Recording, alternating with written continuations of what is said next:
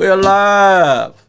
Welcome to A Sip with the Supernatural, Part 2, Paranormal Tours. Yes, sir. We're in the building. Us. Welcome to a spooktacular night. I'm going to call him while you do the intro. All right, with the host with the most that has a broken freaking neck. Did you win a gold medal with that? Yeah, I did. Yeah, you sound like you're in pain. I am. Yeah, sounds like it. But we got the host with the most, SuperFly, fucking Johnny Lee. Give it up for Johnny Lee, everybody. Wow! That's right. And I'll call him right here. To the right of Johnny Lee is my boy, the Black Snack, the Black Cat, Kenny Blackjack Mulligan. You know him, you love him. Gang, gang, everybody. And me, you're also your co-host, Leon motherfucking Lexington. And we're going on a very spooktacular night. We got Jeff. It's gonna be a paranormal evening. We're gonna give him a call. We're gonna talk the supernatural. We're gonna get into the itty gritty of the dark arts. And it's gonna be a great night. That's right. Yes, because sir. tonight it's all about the spooktacular. And I'm gonna make me and Black Cat a drink while we wait for the phone call. All right. I'm gonna call him right now. And we're sipping on the Sazerac Rye straight from New Orleans. It's fitting. That's right. Good rye whiskey. Hello. Hello. This is the Sip with the Supernatural podcast. Colin. Oh, yes, I've been expecting your call. Thank you. Hey, Leon. Yes, sir. He's on the phone. All right, tell him I'm making a drink. And I'll He's be making right a drink, out. and he'll be over here to talk to you, brother. What you making? What you making, Leon? I got some melon liqueur, some Sazerac Rye, and a ginger pop. You It hear is him definitely yell? not a bad. It is definitely not a bad Sunday. Hell yeah, it's not. It's kind of a Kentucky grenade. That's what we're calling it. That's Oh, right. nice. That's Yeah. a hell of a drink. I'll be saving mine for later this evening. I got to work later, so of course I don't drink before I go into work because I'm not that entertaining sober, and I'm really not that entertaining drunk. So That's true. What time do you go to work usually? well, if I'm not doing my stage show, I do cemetery paranormal tours. So I have one at 7 o'clock every night and 9:30. So I'll leave for work about 5, and I'll get back about 11:30.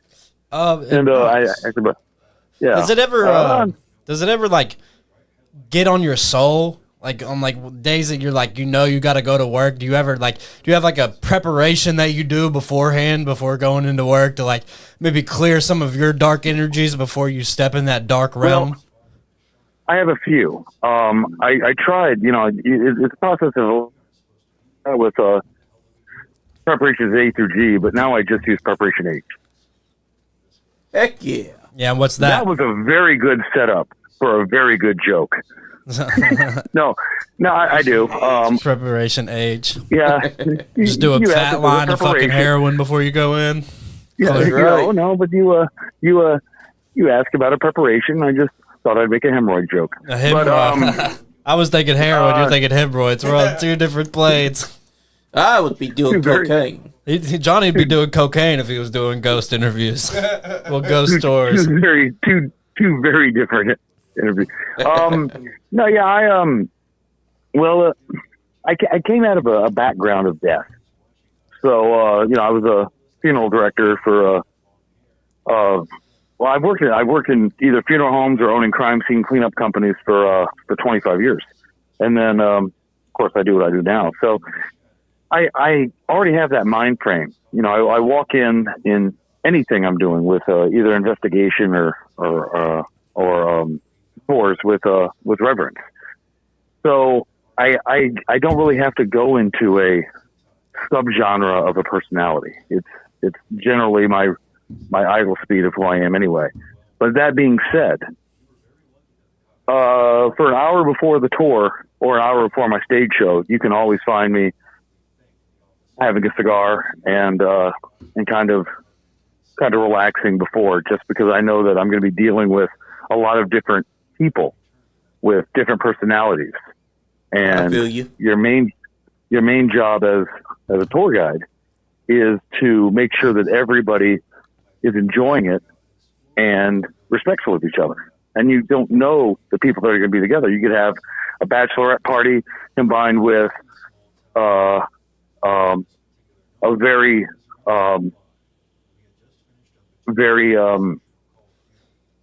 tight family together, Right. and you just got to make sure that they both have respect for each other and keep a decorum of that. And on top of that, do your best to creep them the hell out. Yeah, for So sure. it's a lot of moving parts. Now, when I did the ghost tour, it was a really fun experience, and you took us to a lot of cool places. Is there anywhere in New Orleans that you would love to take people, but it's just like you don't have time to, or you haven't really thought about it? Is there a place that you're like, I would love to take people on the tour, but it's just not going to happen? There are a few. We have a couple closed hospitals that I would love to either investigate with my investigation team or possibly lead a tour into. And of course, those are going to be off limits. But we have 2 or 3 abandoned closed hospitals in New Orleans that would be interesting. And of course, if it was me, I don't really know the haunted element of it, but I think if you could find some way to get rid of the mosquitoes for it, a swamp tour in the evening, kind of a paranormal swamp tour where maybe you could say you're looking for the Rougarou, which is our version of a werewolf. Oh, that would be really cool. That'd be really cool. Yeah, and then you could have like some like night crawfish boil. Yeah, that would ghost hunt out in the woods. Crawfish ghost hunt, yeah. Hell yeah. Yeah. I think we would like that, but I'm just a well-dressed hog in a wheel. What do I know? Yeah, right. And I had a question on the tour, but I don't think it ever came up.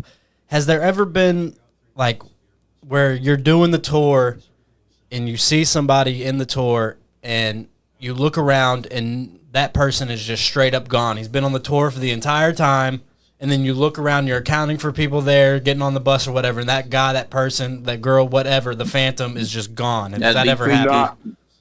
Not to that extent. Not to that extent. But I do get pictures on a regular basis of people who are not on the tour, and they generally stand out. There's 1 or 2 entities that will follow us around a couple of the cemeteries, and once in a while they'll show up in a photo, and that's interesting. But never someone who's actually taken the entire, not somebody that I can account for, not somebody that I think is on the tour and they're not. I've never seen that extent. I also don't believe that, and when I say I don't believe, when I say this, all we have is belief. All we have is our own thoughts on stuff, because there's no experts in the paranormal field. You can't have an expert or a definitive answer in an unknown field. That's right. And the paranormal is an unknown field. So that's why I've always used commonly believed and things like that. But it would be very rare. I know of no instance where an entity has stayed around in solid form for an extended amount of time, especially like the 30 or 40 minutes that group's walking together. That would be a unheard of phenomenon. Yeah, for sure.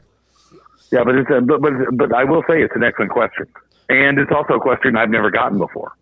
So that is a very good question.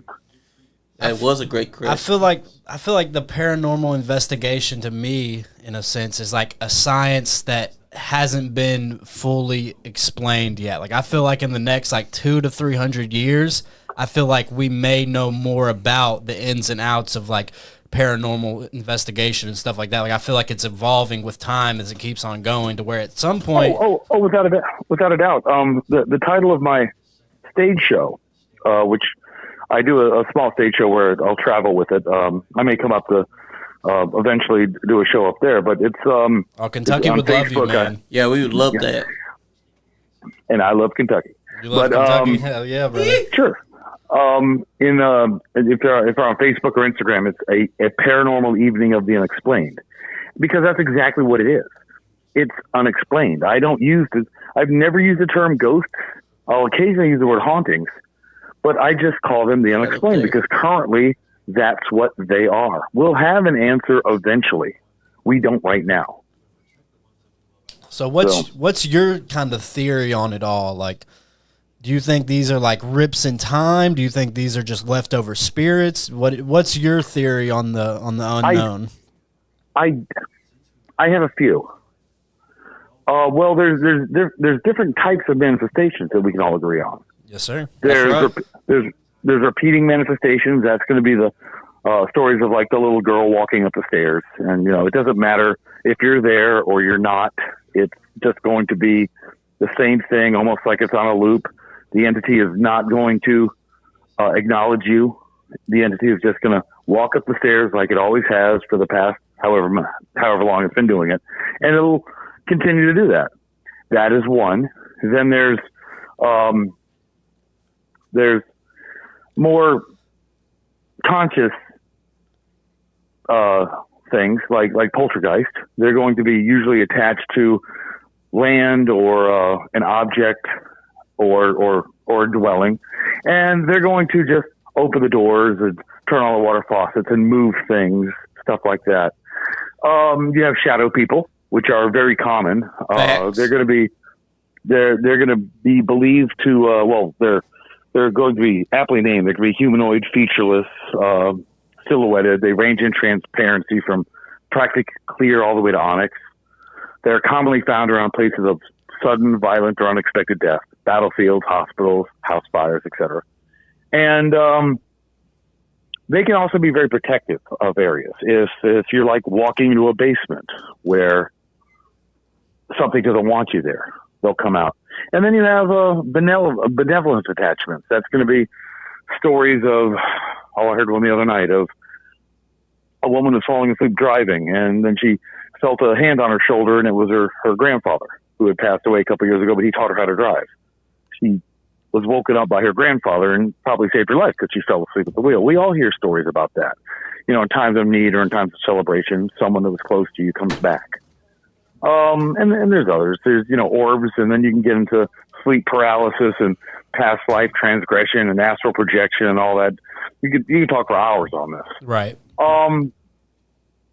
I think personally, each one has its own reasoning. For attachments, not attachments, attachments, like a benevolent attachment, like the grandfather story I just told.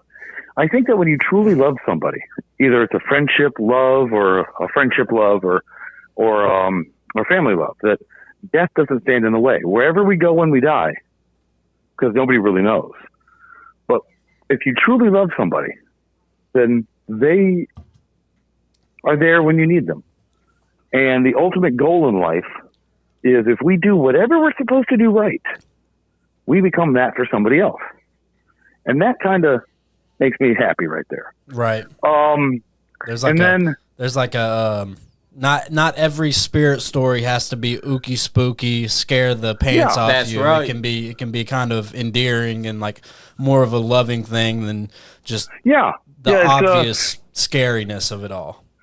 We always tend to gravitate towards the scary stories, but there's loving stories as well. It's just how it is. I mean, you get the same emotion from watching a horrible video on YouTube than you get when you see, to me, and I can balance that out by watching a video of a baby playing with a puppy. Right. Yeah. There's joy to be found in just about anything. And then I think shadow people are created by, now this is just an opinion, but I think it's anger and fear and surprise and loneliness and sadness. You know, everything that's going to come with a unexpected death. Either whether it's self-inflicted or just or natural. You know, if you're walking down the street and you're not prepared for it and you're hit by a bus, you're gonna be pretty angry. You know, you might be pretty angry. Yeah. You might be pretty angry. For the other things, I don't really have a theory on what causes the repeating manifestations. That time loop where you're just constantly circling. You know, walking. You know, I use the example of the image walking up the stairs. I don't know what causes that. I had one of those in my house when I was in Tampa. I had an old woman that would walk through the kitchen, look out into the backyard, walk back through the kitchen, and disappear in the living room. Yeah, and that was seen by my mother, of all things. She saw it once, and that was the last time she ever walked into that house. And then one night in the poker game, the entity came out, looked at 10 people playing cards, walked back in, and it scared the hell out of all of us. Oh yeah, definitely. That would definitely be a trip. You're probably already drinking and indulging in way too many drinks, maybe some other substances, who knows? And just something pops up, you know, everybody's gonna be spooked. You'll have someone try to tell you that what you saw was just your mind playing tricks on you. Now, I have a question about the city itself. Okay. All right. When I was first, I have to touch on what your partner just said. Yes, please do. Yes. You won't find anybody that tells an experience and has everybody believe it. Exactly. You know, I checked your I think on your Facebook page you have 23,000 followers. Yeah. 29. I doubt that 29. My apologies. I doubt that all 29,000 followers believe in this 100%. There's going to be a few that think we're just making stuff up, and that's fine. That is a logical and reasonable opinion, and it shouldn't be discounted because everybody has opinions based on experiences they've had. Exactly. But you know, it doesn't bother me what people think.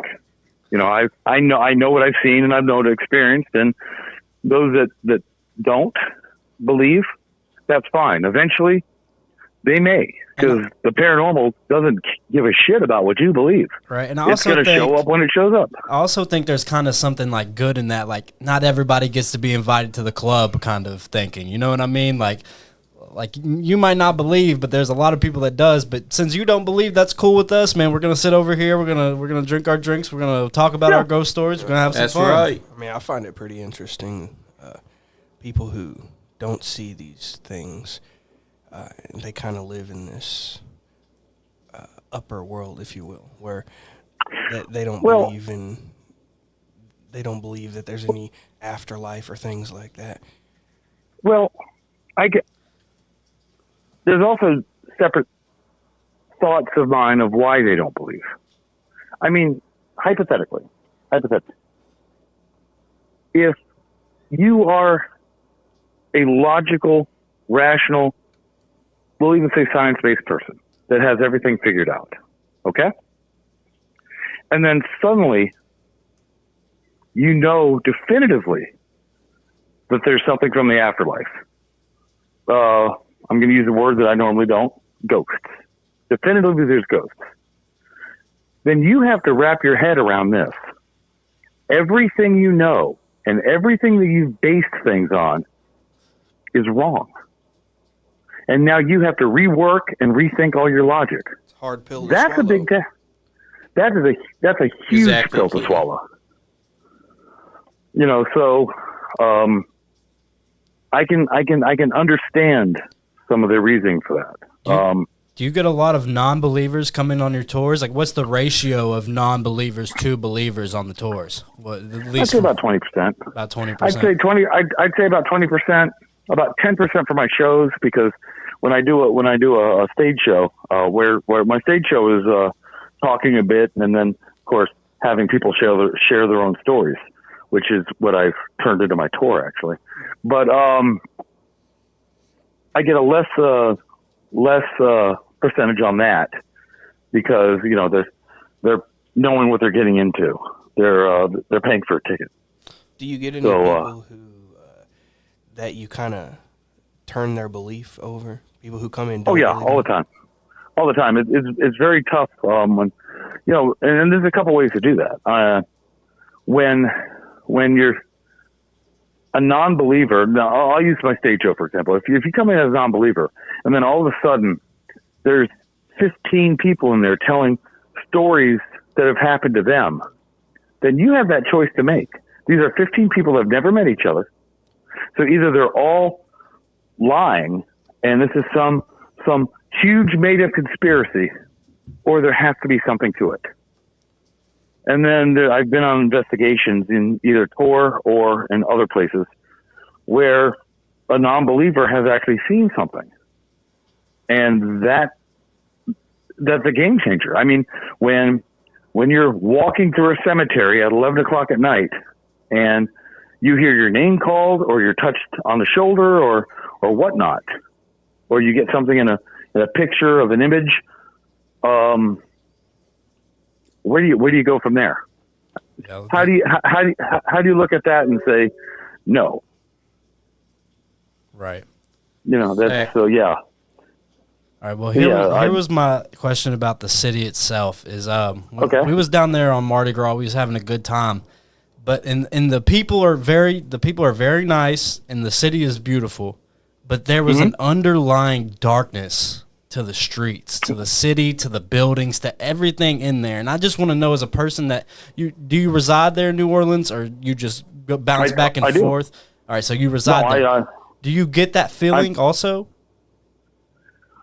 This city will eat you alive. Yeah, to me, I explained it to people. I was like, it's where the devil, like, he sits and he plays cards. Like, that's how I described it. There's a reason why I have so many churches here. Here's the thing. If someone comes down to New Orleans and they decide to let their vices go unchecked, okay?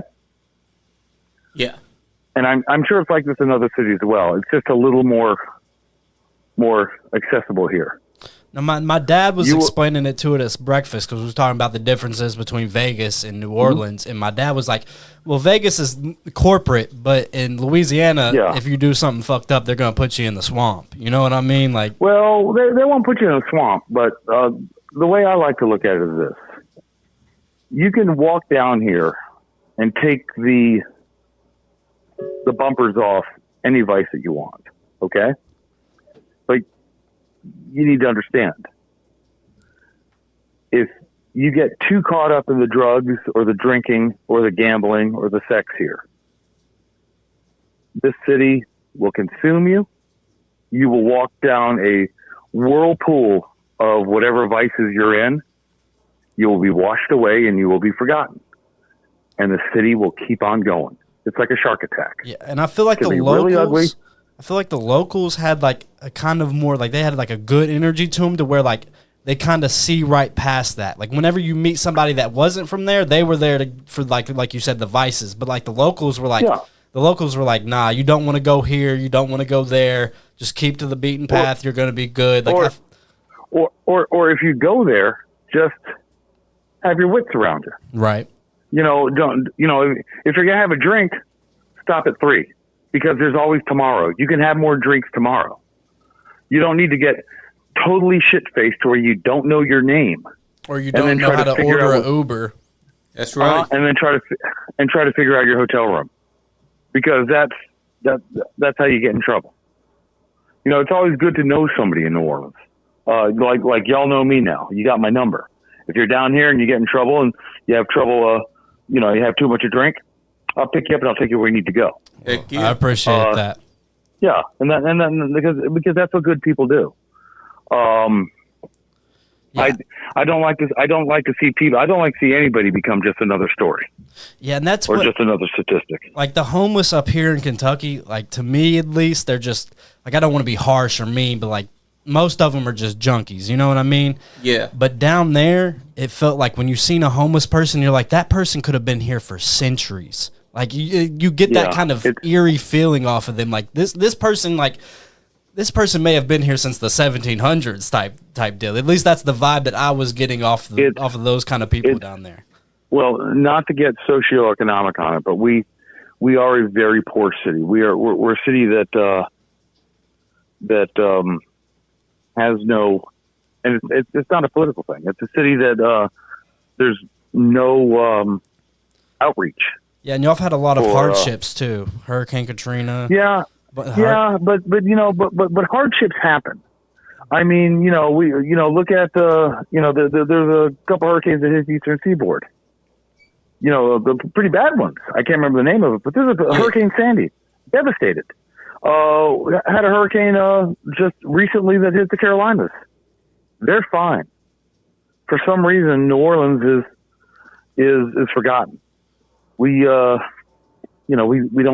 have the which is tragic. The infrastructure or the care from higher ups to really do what needs to be done down here, especially to help our home. A lot of our homeless are veterans. These are people that have put their life on the line, and they're forgotten about, and that's just. And do you think that reason of forgetting may be because of the dark energies in Louisiana? Like it's kind of. No, I don't think it's not an energy thing. It's New Orleans has always been the side piece. we're the partner on the side that people like to come in and do whatever they do down here and then go back to their lives back home and not forget about it and have it forgotten about. But then again, that kind of also that darkness you talk about kind of makes it a little more interesting. It's I don't know. It's a cross between Chicago and Vegas, but we're cooler than either. Oh, I love Chicago. Chicago is one of the great cities, in my opinion. I love. Chicago is a phenomenal city. Yeah, Chicago's Vegas. awesome. I'm not a fan of Vegas, and if there's any of your listeners in Vegas, I'm going to Vegas in a couple of weeks for WrestleMania, so I'll have to see. Well, Vegas is just a cruise ship that decided to start a city. That's right. Carnival City is what they should call it. Yeah. It's a cruise ship that started a city, and we have New Orleans. We have WrestleMania in New Orleans next year. Yeah. Hell yeah. Yeah. That'll be nice. Yeah, that'll be fun. We might end up going to that one. Who knows? But I have another question. That one, of course. Is there ever a place that you have just been like, I'm not, like, maybe not even walked in, you just looked at it from the outside and was like, yep, I'm not going in that place. Like, I have my wits about me.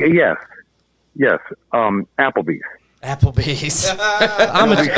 Nobody should ever go to Applebee's. That's Chili's for me. That's Chili's for me. I hate Chili's. Applebee's makes Chili's look like Ruby Tuesday. Yeah, definitely. Chili's definitely. No, I'm not empathic. I don't have that sense or that feeling where I can see or sense things. I can get a bad vibe about people or about locations, but never to the point where it's just totally no. I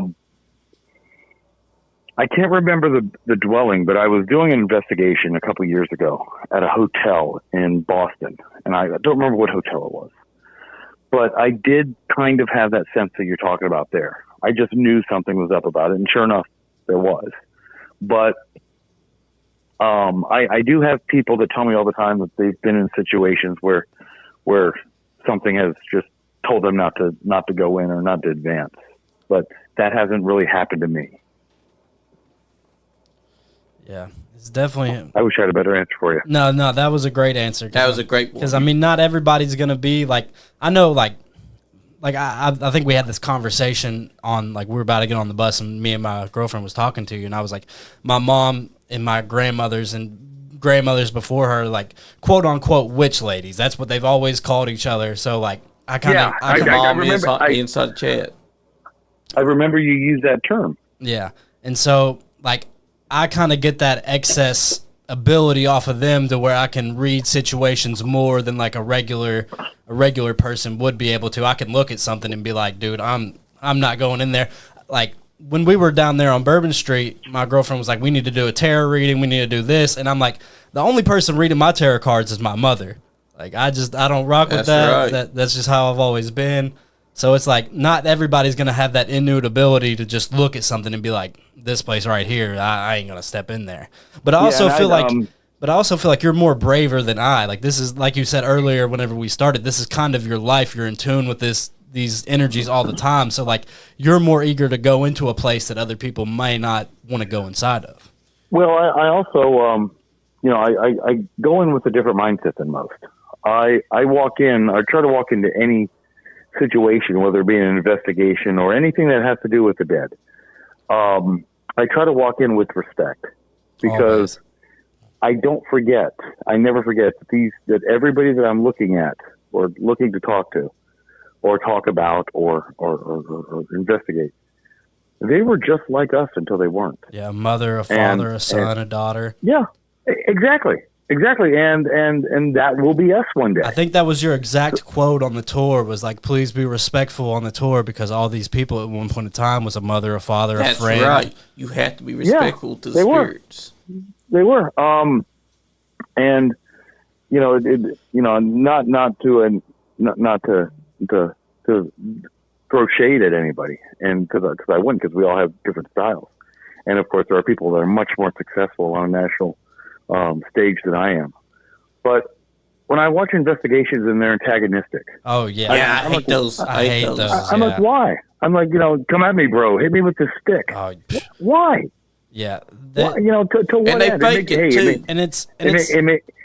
It makes for great TV, and they're in a much different tax bracket than I am, and good for them. Well, they're just ripping off professional wrestling. They're just putting professional wrestling and ghost investigation in the same dwell, and that's what they're doing. At least that's what it. As a pro wrestling fan, all eyes of life to me is seen through professional wrestling. So, and what people don't understand is that I can see that. Yeah, and then that's one thing when I was watching the podcast, when I was looking at the podcast.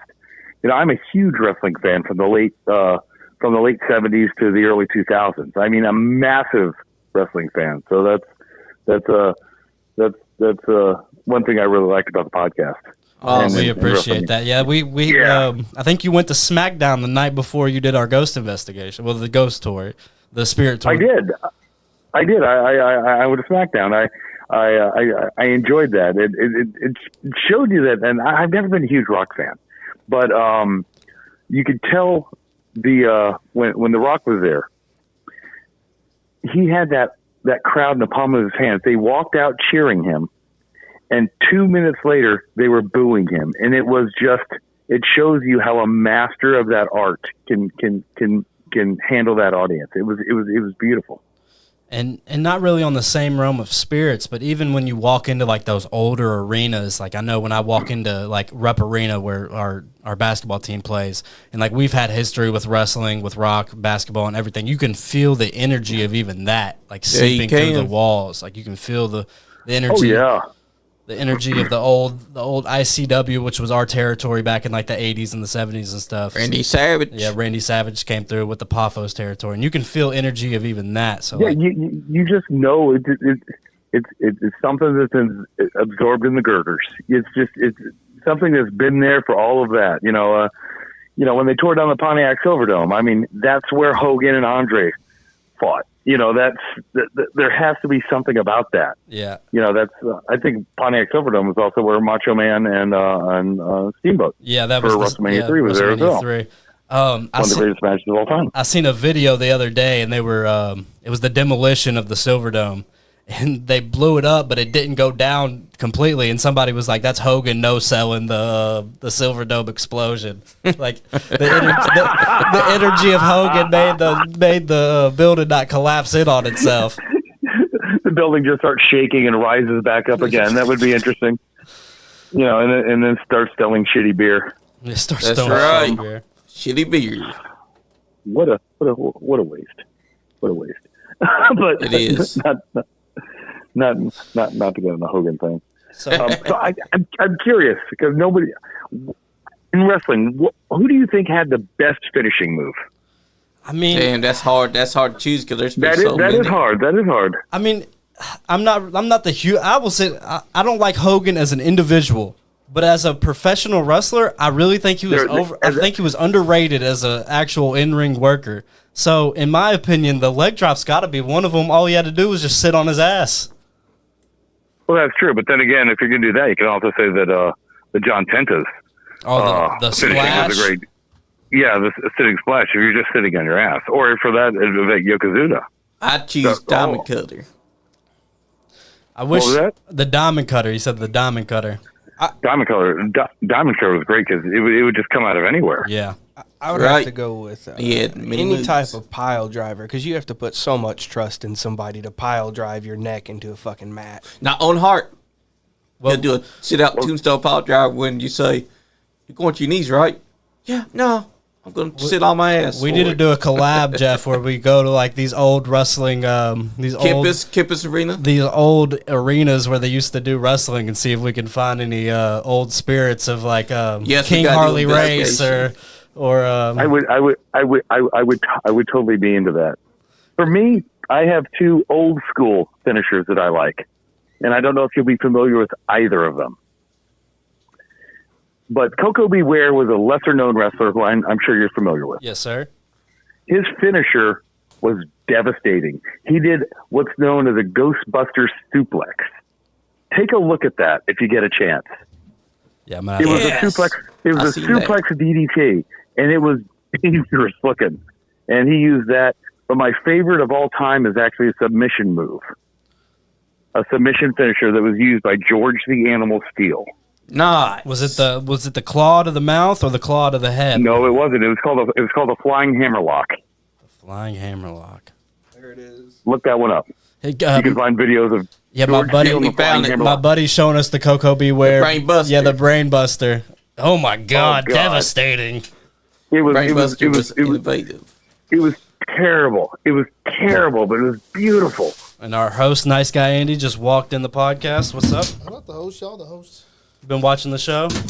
I'll watch a little bit. Yeah, we got supernatural investigator Jeff on the line. We're getting into we've gone off of the supernatural. We're talking about wrestling now. We're talking about supernatural and wrestling. Yeah. Supernatural wrestling. I wonder if anybody has ever done an investigation on like Chris Benoit's house, because that would be an interesting. Some supernatural wrestling. Yeah, I mean, mix both. I think it would be pretty cool. Yes, it would be. Honestly, just you gotta let that have to. I wouldn't touch that. I wouldn't touch that at all. Yeah, Yeah, 'cause that's bad that- juju. Yeah, that was just awful. yeah. That was just awful. I remember. Here's a weird story that I have about Chris Benoit. Is I was a huge Chris Benoit fan as a kid. He was like my favorite wrestler. Whenever I played the games, I'd play him as the game. And my dad, I mean, my dad, who I'm the sitting matches next with him and to, Dean the matches with Malenko? him and Dean Malenko go down. You know, it should be textbook of what a match should be. yeah, for As real. a wrestler, wonderful person. But I mean, as a wrestler, technician, yeah.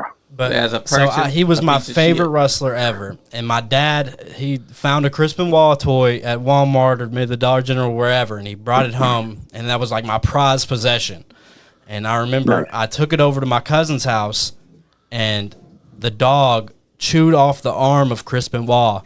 And a couple days later, the whole incident happened where he died and all the terrible things that happened with him. But I always thought that was weird that I got that toy. The dog chewed it up, and then a week later, that all happened. That I was don't even know if it was a week later. Yeah, it was a I couple think days. It might have been a day It was after. June It might have been the 25th day to afterwards. 27th.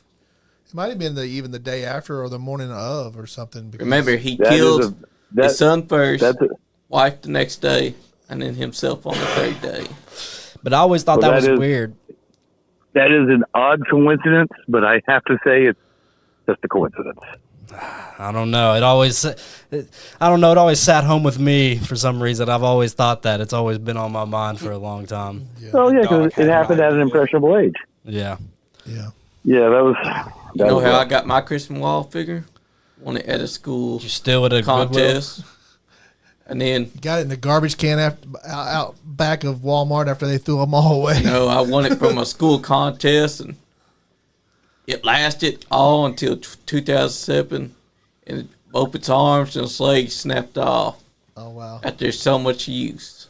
But back to the supernatural. Have you ever had like, I don't want to bring dark energy onto the show or nothing, but any like sort of possession happened while you're doing maybe like somebody passes out and you have to give them water, maybe even call the ambulance or something like that? Anytime someone's ever passed out that I'm familiar with. Nobody. It's not been paranormal. Oh, it's probably been too much to drink. You're in New Orleans. Wendy said it was definitely odd about your Christmas wall figure. No, we've never had that. I've never had that happen. I've never had a possession.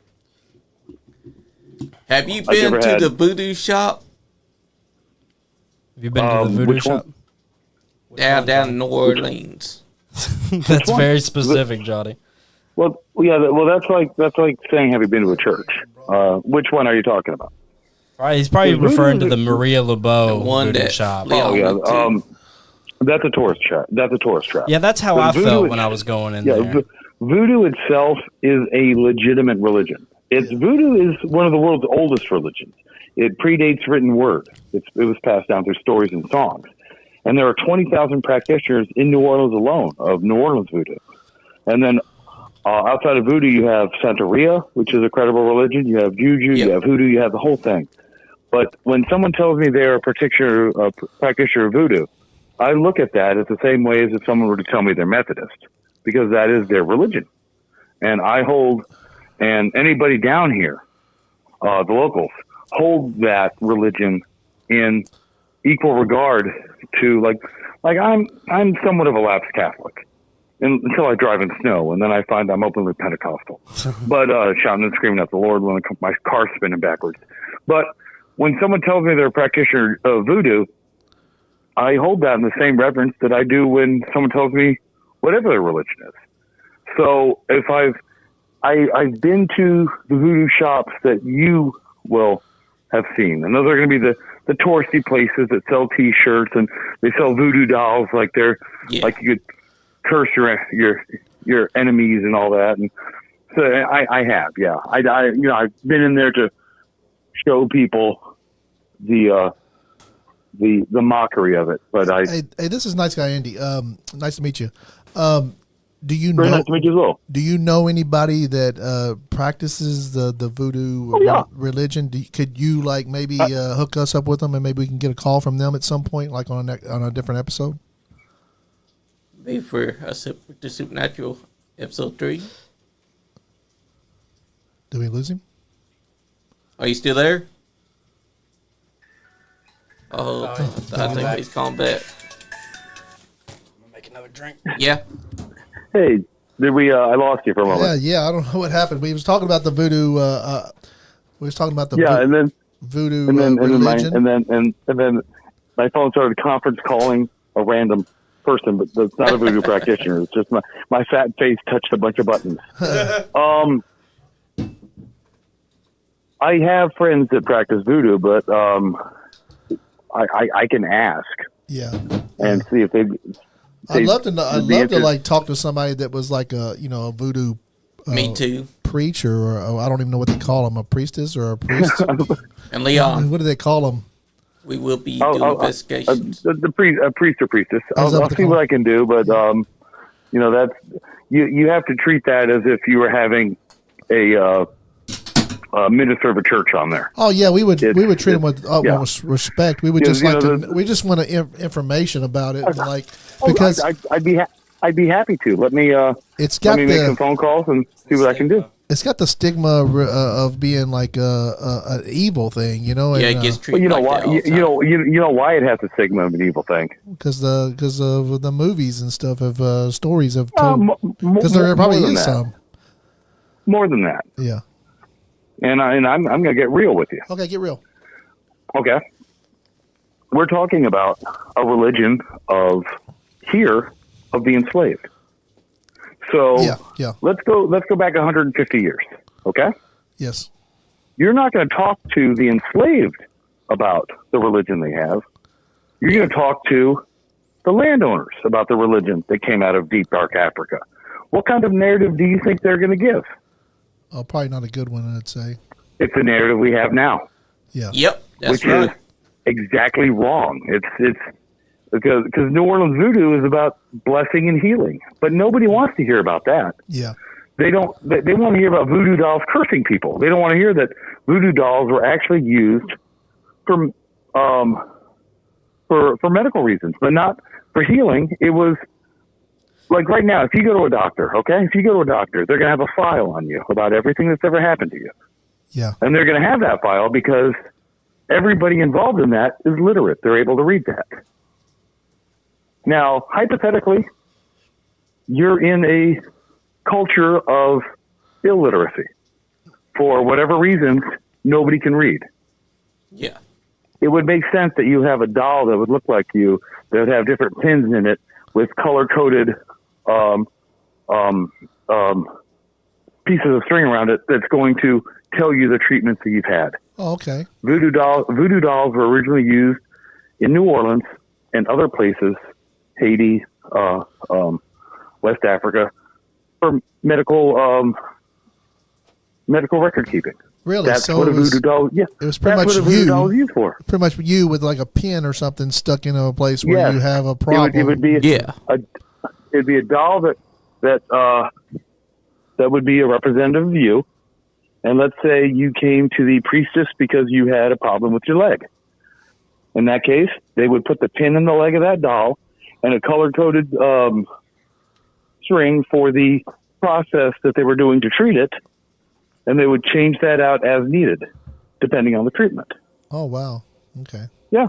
That's very Yeah, important. it's not near as interesting as I'm going to put this in your neck, and that means you're going to get a broken neck. So do you believe that the side of like the evil stories and the bad stories of voodoo is there? Does that exist, or is that just a myth or No. a folklore? It's a myth.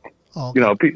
Now sympathetic magic is a thing, obviously, where the people will use that, but the whole I'm going to curse on you and your next four shits are going to come out square. Yeah. No. That wouldn't be bad. Shit, Yeah.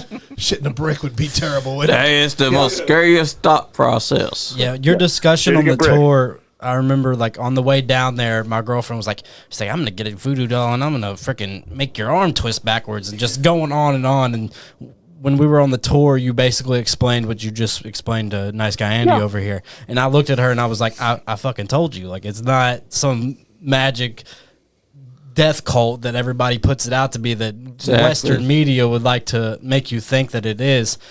So How close is Santeria and voodoo? Is it very close, or is it almost the Well, same? I can't answer that, and I'll tell you why. Yeah. I can't answer that because I don't know enough about Santeria. Yeah. And I feel I would be doing it a disjustice for those that practice Santeria. Yeah. I wish I could, Yeah. but I don't want to do any disjustice to those religions by saying how close that I feel they are. Does that make sense? I'd love to talk to somebody about that too. I'm gonna make a couple phone calls and see what I can do Sounds good. because We appreciate that. The first time I heard about about Santeria was Joey Diaz. Joey Diaz's mom, right?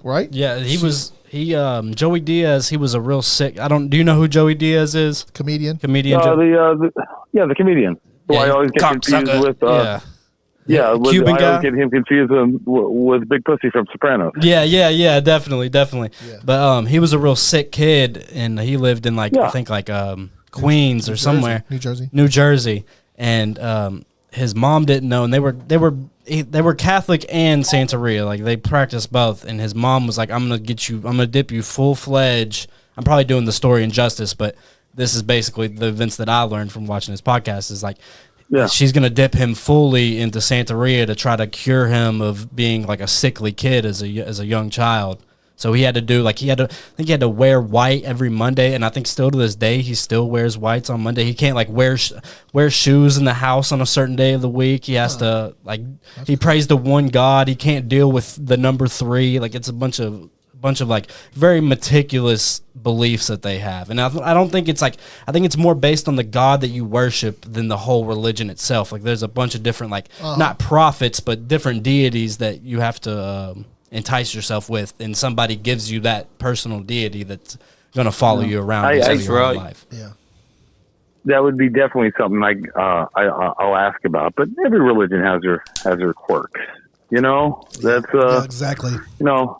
There was a time when in the Baptist church you couldn't use a violin. Well, now all the Baptist churches smoke meth. At least up here they do.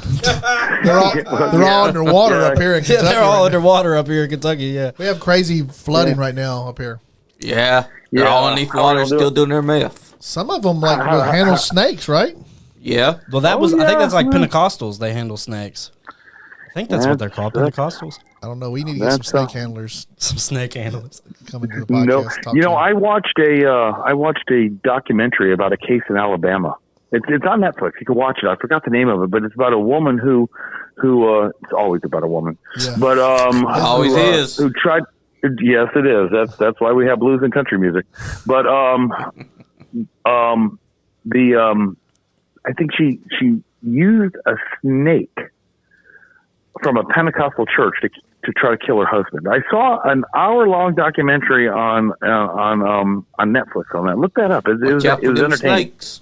That's crazy. Watch out for them snakes. Watch out for You'll them get a snakes. reptile dysfunction. A reptile dysfunction. Thank you. Thank you. I'm here all week. You're here all week. Yeah, we need you here all week. Paranormal Events is a great show. Mix a little bit of stand-up comedy with your little with your one-man show. Yeah. Well, guys, this has been fun, but I got a jet. I got another thing in about 40 minutes. I got to get ready for. Sounds good, Well, brother. you were a treat to have on. We really appreciate you coming on. It was amazing. Y'all got my number. Y'all got my number. Keep in touch, and if anything I can ever do down here, and I'm going to try to find somebody for you. And now you know somebody in New Orleans. All right, thank you Heck very yeah, much. brother. You be safe. Have a great night. Thank And you, if you guys. want to plug anything before you go, feel free to say anything that you want to say before you go. Well, my web page is a paranormal. My web page is an Evening of the Unexplained. My Facebook page is a Paranormal Evening of the Unexplained, and hopefully I'll come to a city near you with my stage show. Yes, sir. We would love to have it. Heck yeah. Thank Kentucky you would very much, love and you. and just remember, friends don't let friends eat at Applebee's. Yeah, Take right. care. That's right. You Don't eat take at care. Applebee's, people. Cheers. My Cheers. stomach's hurting right now listening to that. Nobody needs that in their life. The last Applebee's time is I not ate where at you- Applebee's, it got my brother sick. Yeah, and we With would, food and if you ever do, like you said, you want to get a one-man show up here, if you ever find your way up here, we would love to have you in studio. The phone calls are awesome, but we would love to have you in studio. I would greatly enjoy that. Thank you. Y'all take care of yourself. You too. You Bye-bye. too, brother. Well, that was a treat. That was Geoff. Yeah. Well, tell what you were saying, cripple neck. What was you saying? I was saying that was Geoff of Paranormal Evenings of the Unknown Kind. Yeah, that was If our. you're ever in New Orleans, check him out. Yeah, check him out. That was a really. He takes you to. I think it's like I forget the name of the secret society. I'm gonna fuck it up. I'm not even gonna say it. But he's a part of like a kind of like the Goodfellas. It was the Goodfellas. It's a secret society. I think all around the world. And he took us to one of their cemeteries down Was Tommy there. there? What? Was Tommy there? Tommy who? From From the Rugrats? Goodfellas. Flintstones. Rugrats? The Rugrats. No, Tommy from the Pickles is Goodfellas buried movie. at the fucking. Hey, y'all not seen the Goodfellas Goodfellas movie? cemetery. His name is Tommy.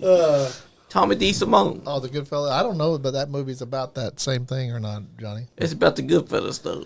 Yeah, the Goodfellas and the Goodfellows are two different things. But he takes you to a bunch of different monuments and a bunch of different mass graves in New Orleans and to the Goodfellas Cemetery. It was a really good time. I think it wasn't expensive at all. It was probably more in like, I think for like 4 people, we paid like $120, which is a steal. I might have been butchering that. But even if you got to pay more, go see our boy Joff down there in New Orleans. He'll take care of you. He's awesome. New Orleans is a weird place, man. When I was down there, we stayed at the Caesars Hotel, casino, and I just, every morning I would get up and I'd probably walk about 2 miles just because I was.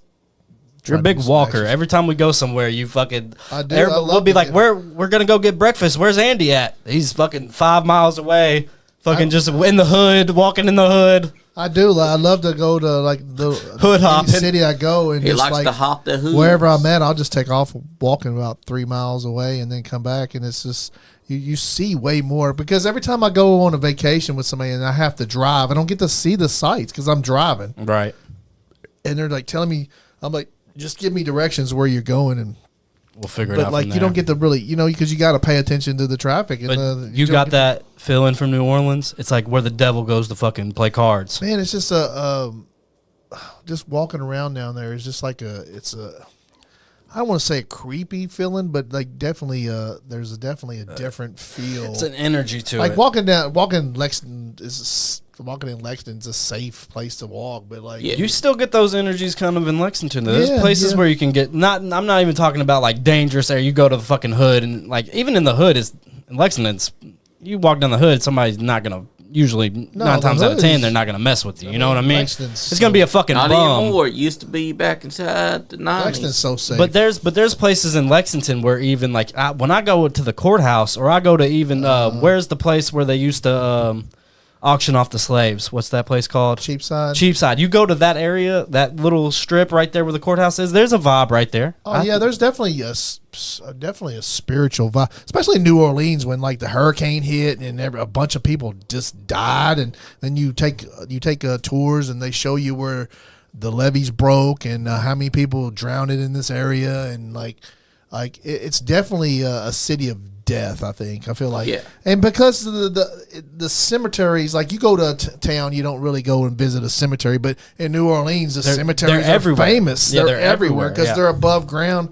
And You see them while driving. You know what I mean? Like whenever Yeah. you're driving in a different place, you see a cemetery, you just look at it. But whenever Yeah. you're in New Orleans, you look at it, you're like, oh, there's a cemetery because right they there. have these little buildings and then they put your family in there, and then when your body decomposes, you get moved down underneath, and they put somebody else on your spot. It's like that's how those work. Mhm, Yeah. It's like they put you in, and then after so long, your body decomposes, and they put you in a smaller box, and they put you underneath the bottom, like in the basement of this monument kind of thing, and then they put somebody else in there, and then like after so many years, that body decomposes, and they put them in a little box, and they just keep putting people in there, and like it's just.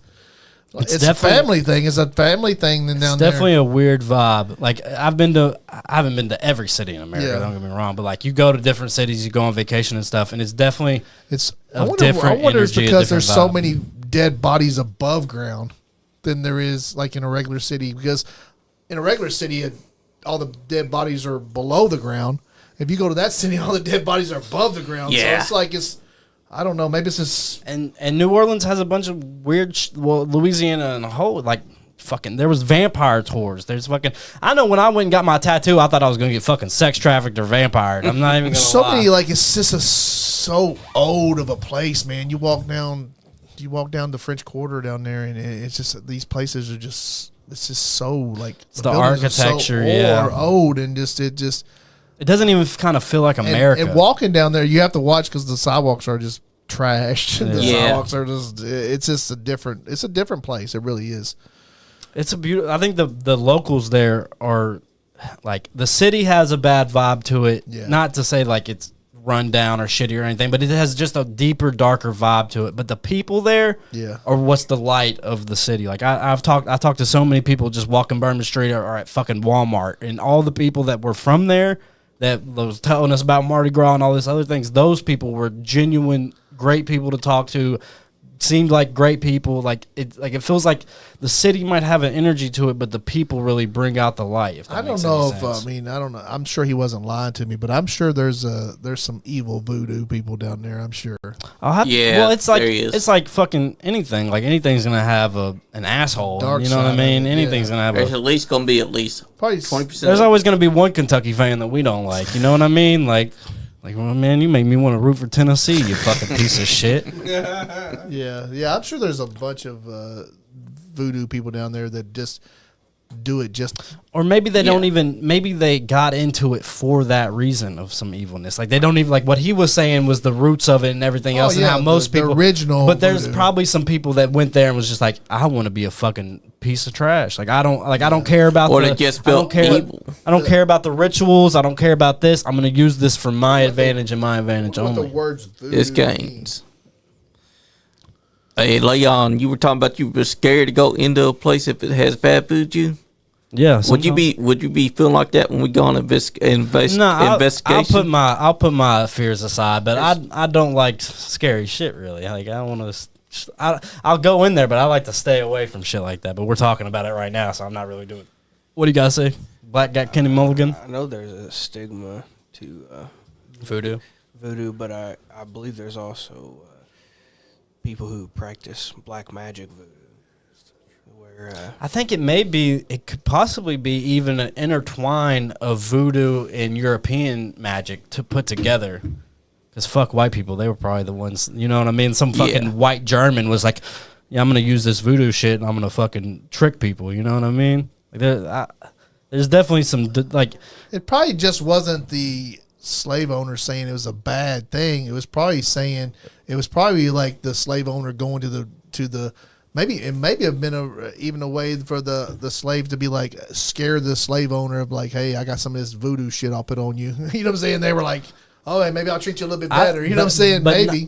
I kind of think what he said more. It's probably both sides. It's black people they've been marginalized in American culture. So I mean, if they were slaves, they brought over there was like, dude, like this is our culture. Like, nah, you're gonna be a fucking Christian. You're gonna worship my God. Your fucking stupid shit that you fucking put pins in is ridiculous. You're not allowed to worship that. I'm your owner. That's to me like it makes more sense than the religious. I feel like there was definitely probably some like Catholic person was like, this is evil. They fucking put hex on my daughter. Yeah. My daughter just fucked a black guy. Like, we're not, you know what I mean? Like that, there's probably a bit of that in it to where like, like it was definitely probably some indoctrinated racism on top of it. Because I mean, if we're talking about like Catholics or whatever, you do something wrong in their religion and they will curse you to burn in hell for all eternity. And touch your kids.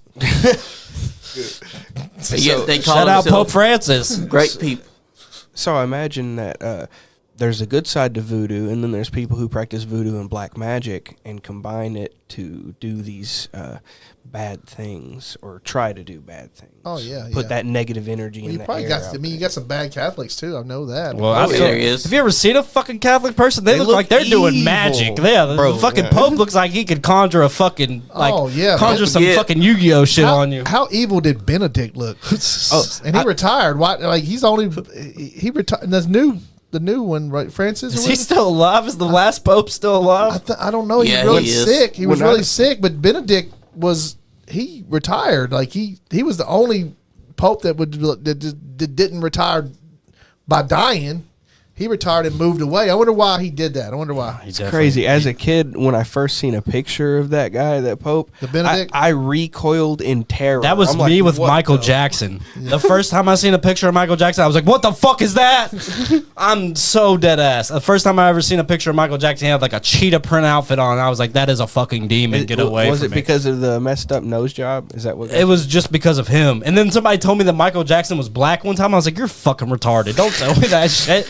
Did you see him inside the 80s? What are you talking about? Yeah. I've seen him since then. I know that he's an African American, but I thought Michael Jackson was like, kid. I thought he was a fucking like a demon. I thought he was like a cat person or something. Cat person. Yeah, definitely. Hey, funny that you mentioned that because he was a cat demon inside of his music video Driller. So, cat demon, you're right. This is the sip with the supernatural. We're sipping some Sazerac rye made of some. I mixed the melon liqueur. That's what they drink down in Louisiana. I mixed it with some Sazerac. I'm calling it the Kentucky Grenade. Cheers. But, we haven't told a ghost story yet on the pod. Anybody got something brewing? I got a story right before we went to New Orleans. But if anybody wants a story, but it ain't really much a ghost story. Well, we talk about anything. Weird story, like. Me and I assume it was like 6 or 7 years ago. Me and my wife were like, she had just started her new business, and shout out to Royal up there. If anybody's doing any internet gaming, go contact with her. But we were looking for something for her office or getting office supplies or something. We went to Staples and we bought some stuff and we used a credit card, right? We used a neon yellow Cash App card, which back when they used to have the neon. I don't know if they still do or not. Yeah, they probably do. I got my Cash App card is like holographic. Like you put it's like a mood ring. Really? Yeah. This one black. This one was neon yellow. I don't know why I thought that was so We funny. used that at that Staples, right? Okay. We used that credit card at that Staples, bought something. We had gotten a little argument, was kind of pissed with each other. We were headed to the house, and then we kind of made up and was like, oh, we still need to get this thing from Walmart, and let's go check Walmart and see if they got this thing. I don't know what we were looking for. We turned back around. The Walmart and the Staples are probably a mile away from each other. Turned back around from going to the house, turned back around, hadn't got out of the car since we got into Staples. We pulled down one of the lanes at the Walmart, and I looked out the window, and there was a neon yellow Cash App card on the ground. Like, I looked out the window, and like we was going kind of slow. I pulled into the parking spot, got out, went over there and picked up that Cash App card. It was my wife's Cash App card that we had just used at Staples. Damn. Yeah, that's weird. And y'all just got out in the car, right? We had used it at Staples, got in the car, was headed home.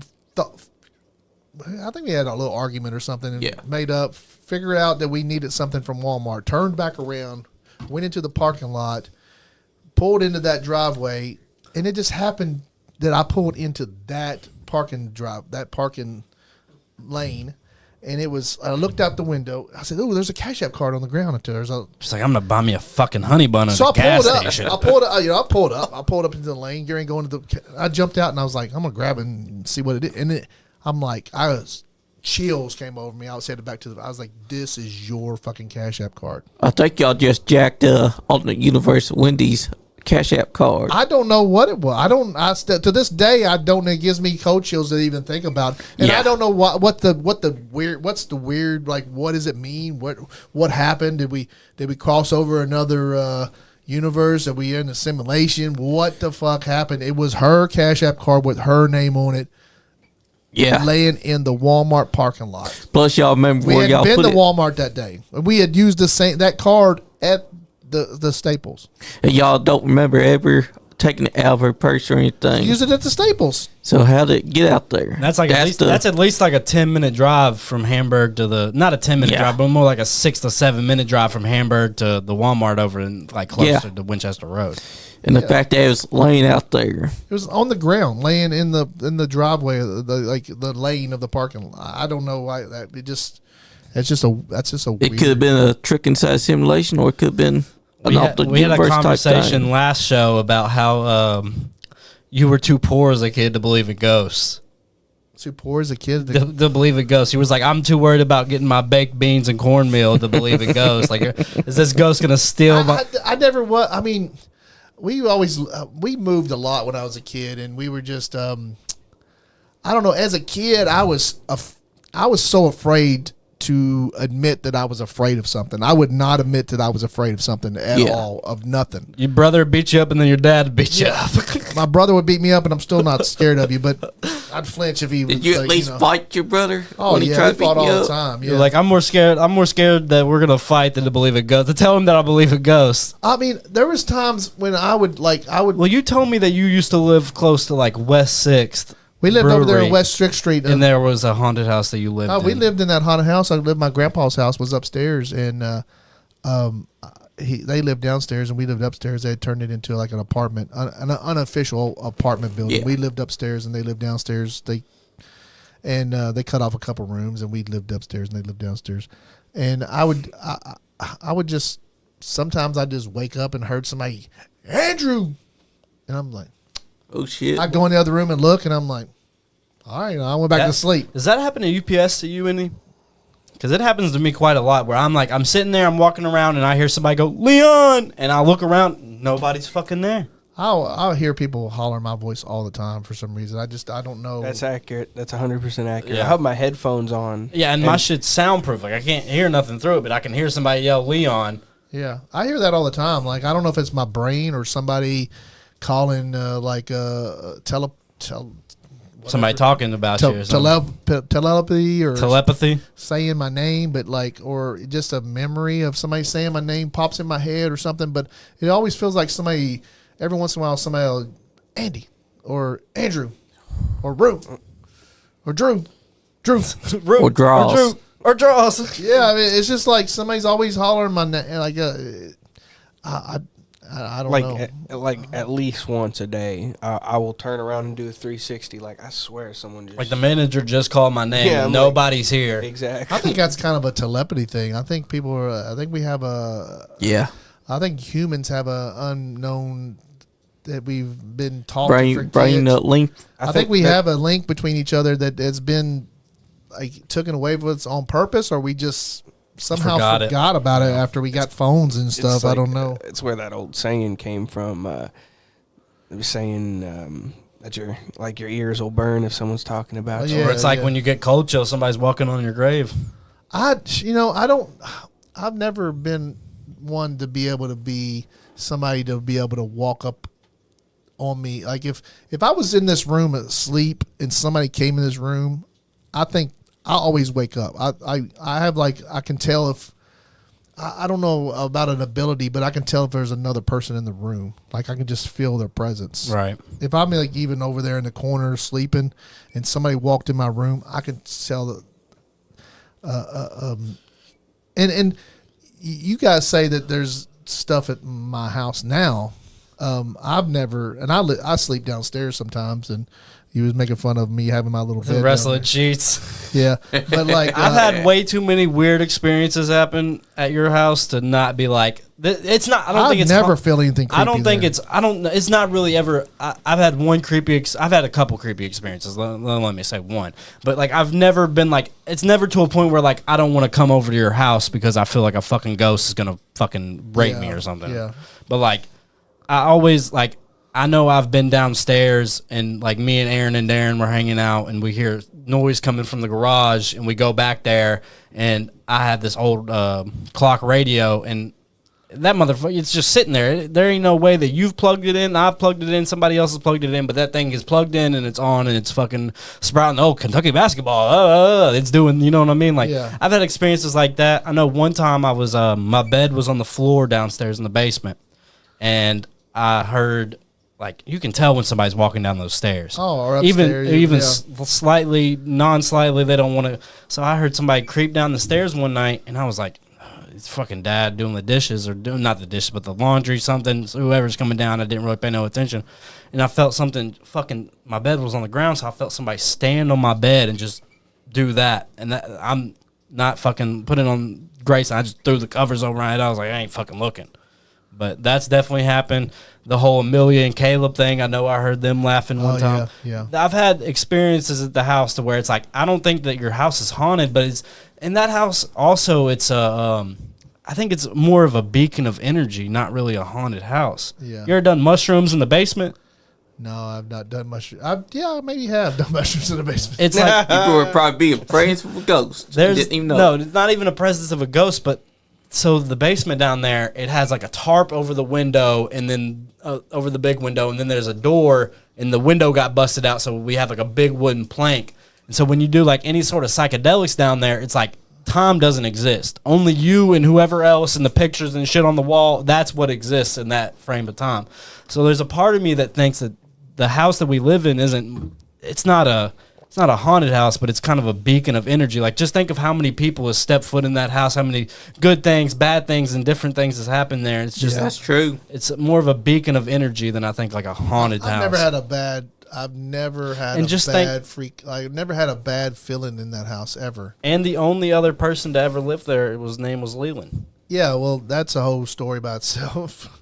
Because Leland, the person old man and old woman, and then they had their kids, and I guess they weren't old when he built the house, but his name was Leland, and he built the house, and we didn't tell the woman the baby's name when we bought the house, and Leland was 9 months, 8 months old, 9 months old. Yeah, probably around that time. About 7 months old, because he was about to have his first birthday real soon. Yeah. we started living there when he was about 7 or 8 months old, and because he started walking at 9 months old. Yeah, he started walking in that house. And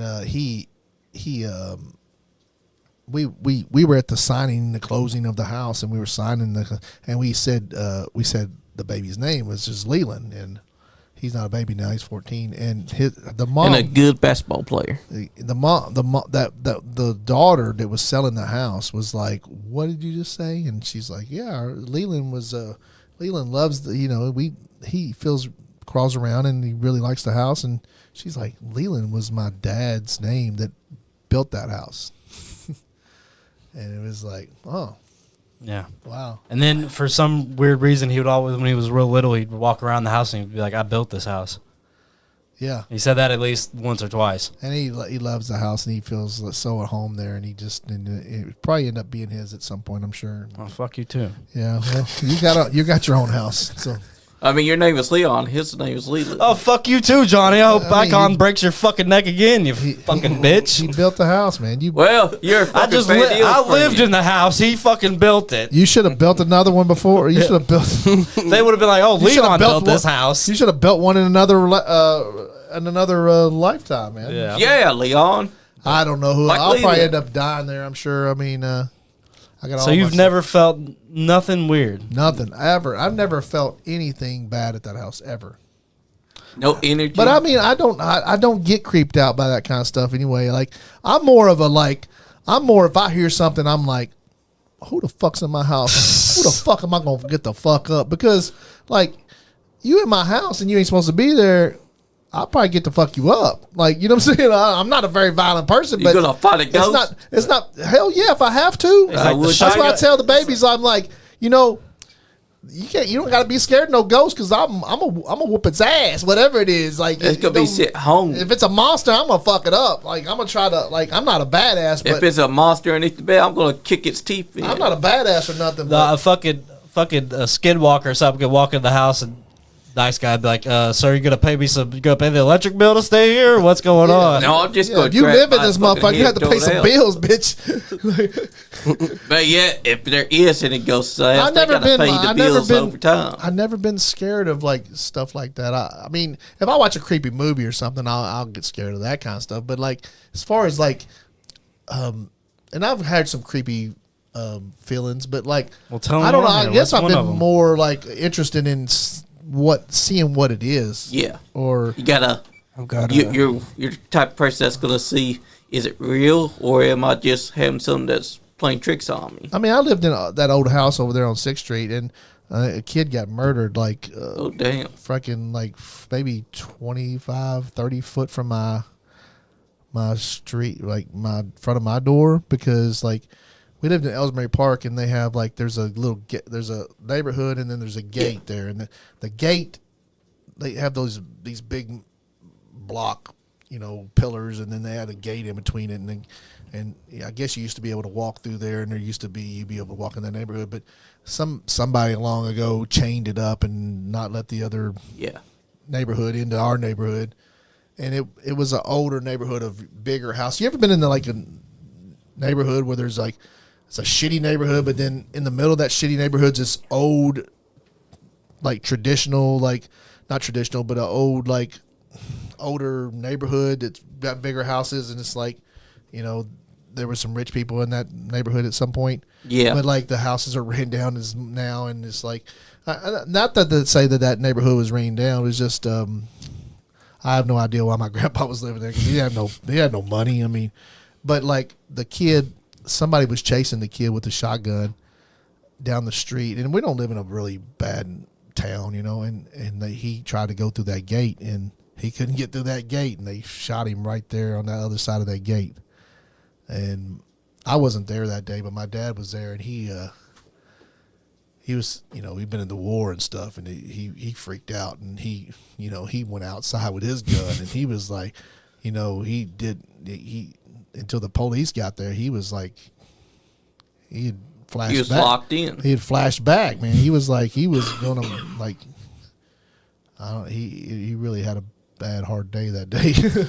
Yeah, PTSD kicked in. Tell the story of the I wish that I don't even know if it's appropriate because it's Papaw's story and I don't want to disrespect him or anything, but the story about the guy chasing him around his living room.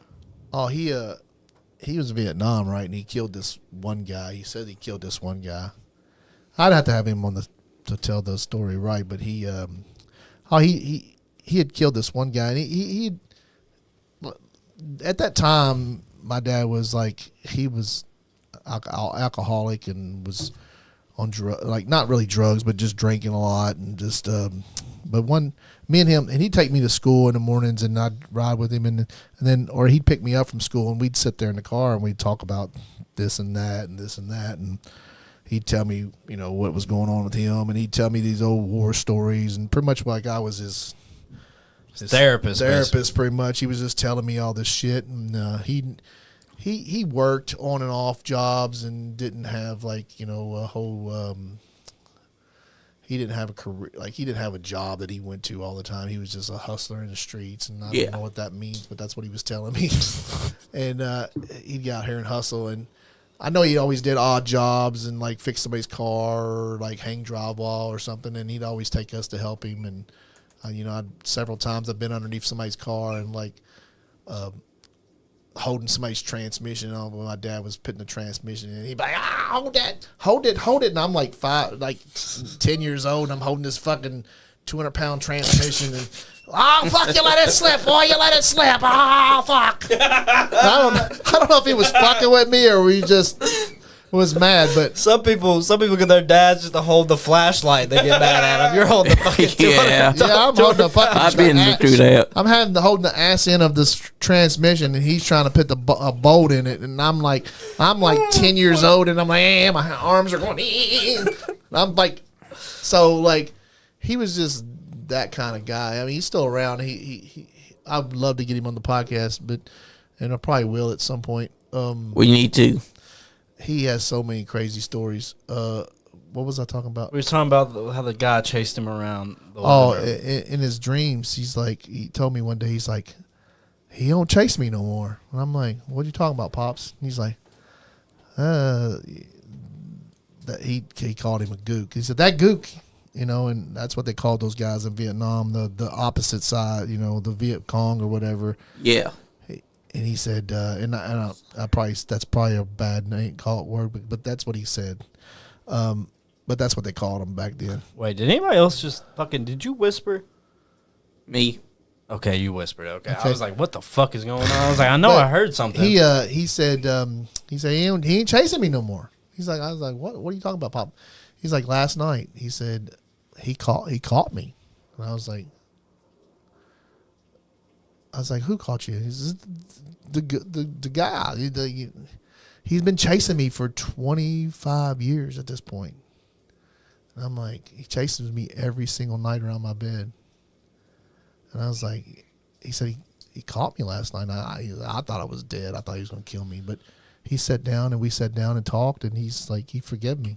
And he hasn't chased me in a week now.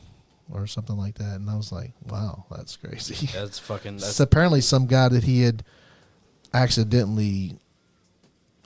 What I understand is he accidentally killed him. I didn't mean to kill him. He's like, I was having a bad that day, and I killed that guy. He didn't mean to be. He was on the other side, but he didn't mean to be killed or something like that. And that guy came back to say, "I forgive you." He said he forgave him. Deep. And he after that he stopped drinking and everything. He didn't drink very much after that. He got really sober and so. But it'd be better for him to tell the story. I don't. Yeah, because he knows a lot of details we don't know. Oh, this is crazy growing up with the dad that was the Vietnam veteran. There was times when I would wake up in the middle of the night and my dad would be sitting by the door on fire watch, with a shotgun, just acting like he's going to fucking. He was protecting us. Yeah, I wonder if he has any ghost stories. That'd be cool to have him up in here. Yeah, I'm sure he does. Because there are soldiers that have accounts of seeing things that was not there. Yeah. I got a story, recent story. We were going to New Orleans the next day, and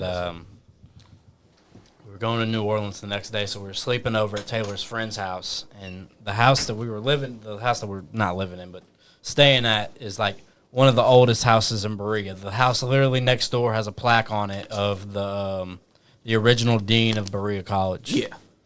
And so, and like the house isn't creepy, but like you can tell it's an older house. And older houses kind of got that energy to them, that vibe to them. And so I'm sleeping, I'm snoozing on the couch, and I know you can't hear it on the mic, but I hear just dudesing down the stairs, and I'm like, I'm not a light sleeper. I'm more of a light sleeper at somebody else's house. Like if I went to sleep at your house, Kenny, or your house, Johnny, if you came downstairs, I'm gonna wake up more than if I was at my house and was asleep. That's right. And so I hear walking, I hear doors closing, doors opening, and I lift my head and I do the whole oh fuck, we're gonna get going soon. I'll get Taylor up in a second. I open my eyes and there's somebody standing in front of me, and I thought it was Taylor's friend's boyfriend, and he's just staring at Taylor. And I'm like, yeah, bro, we're gonna get up. I'm gonna wake her up in a second. Vanishes, nothing there. And I was like, I know I heard people walking around, at least a person walking around, and I know I just seen somebody. And I was like, what the fuck? I was like, there's no way for me to explain that. Like there was a person standing there staring at my girlfriend, and when my eyes fully, because I was groggy, you wake up, you see, you're kind of seeing blurry, but you can see an outline of a person. And that person was just standing there looking at Taylor, and I was like, yeah, we're gonna get up, we're gonna get on the road here soon. You need me to get my bags or whatever, and I look up and nobody's there. Wow. Yeah, That's crazy. and that was right before we went to New Orleans. And then Taylor was like, it's like, motherfucker, I've been up for 2 hours and I did not hear you say a thing. I was like, bro, I literally said, yeah, we're about to wake up. And I sat there, I just threw the covers over my head. I was like, I ain't fucking going back to sleep. That is the logical way of thinking. That was the most recent scary story that I had over the past couple months. And that was right before we went to New Orleans. That's a crazy story, too. I know you had a story really recently. You want to share it, Kenny? Which one? The one of your backyard when it was raining that night.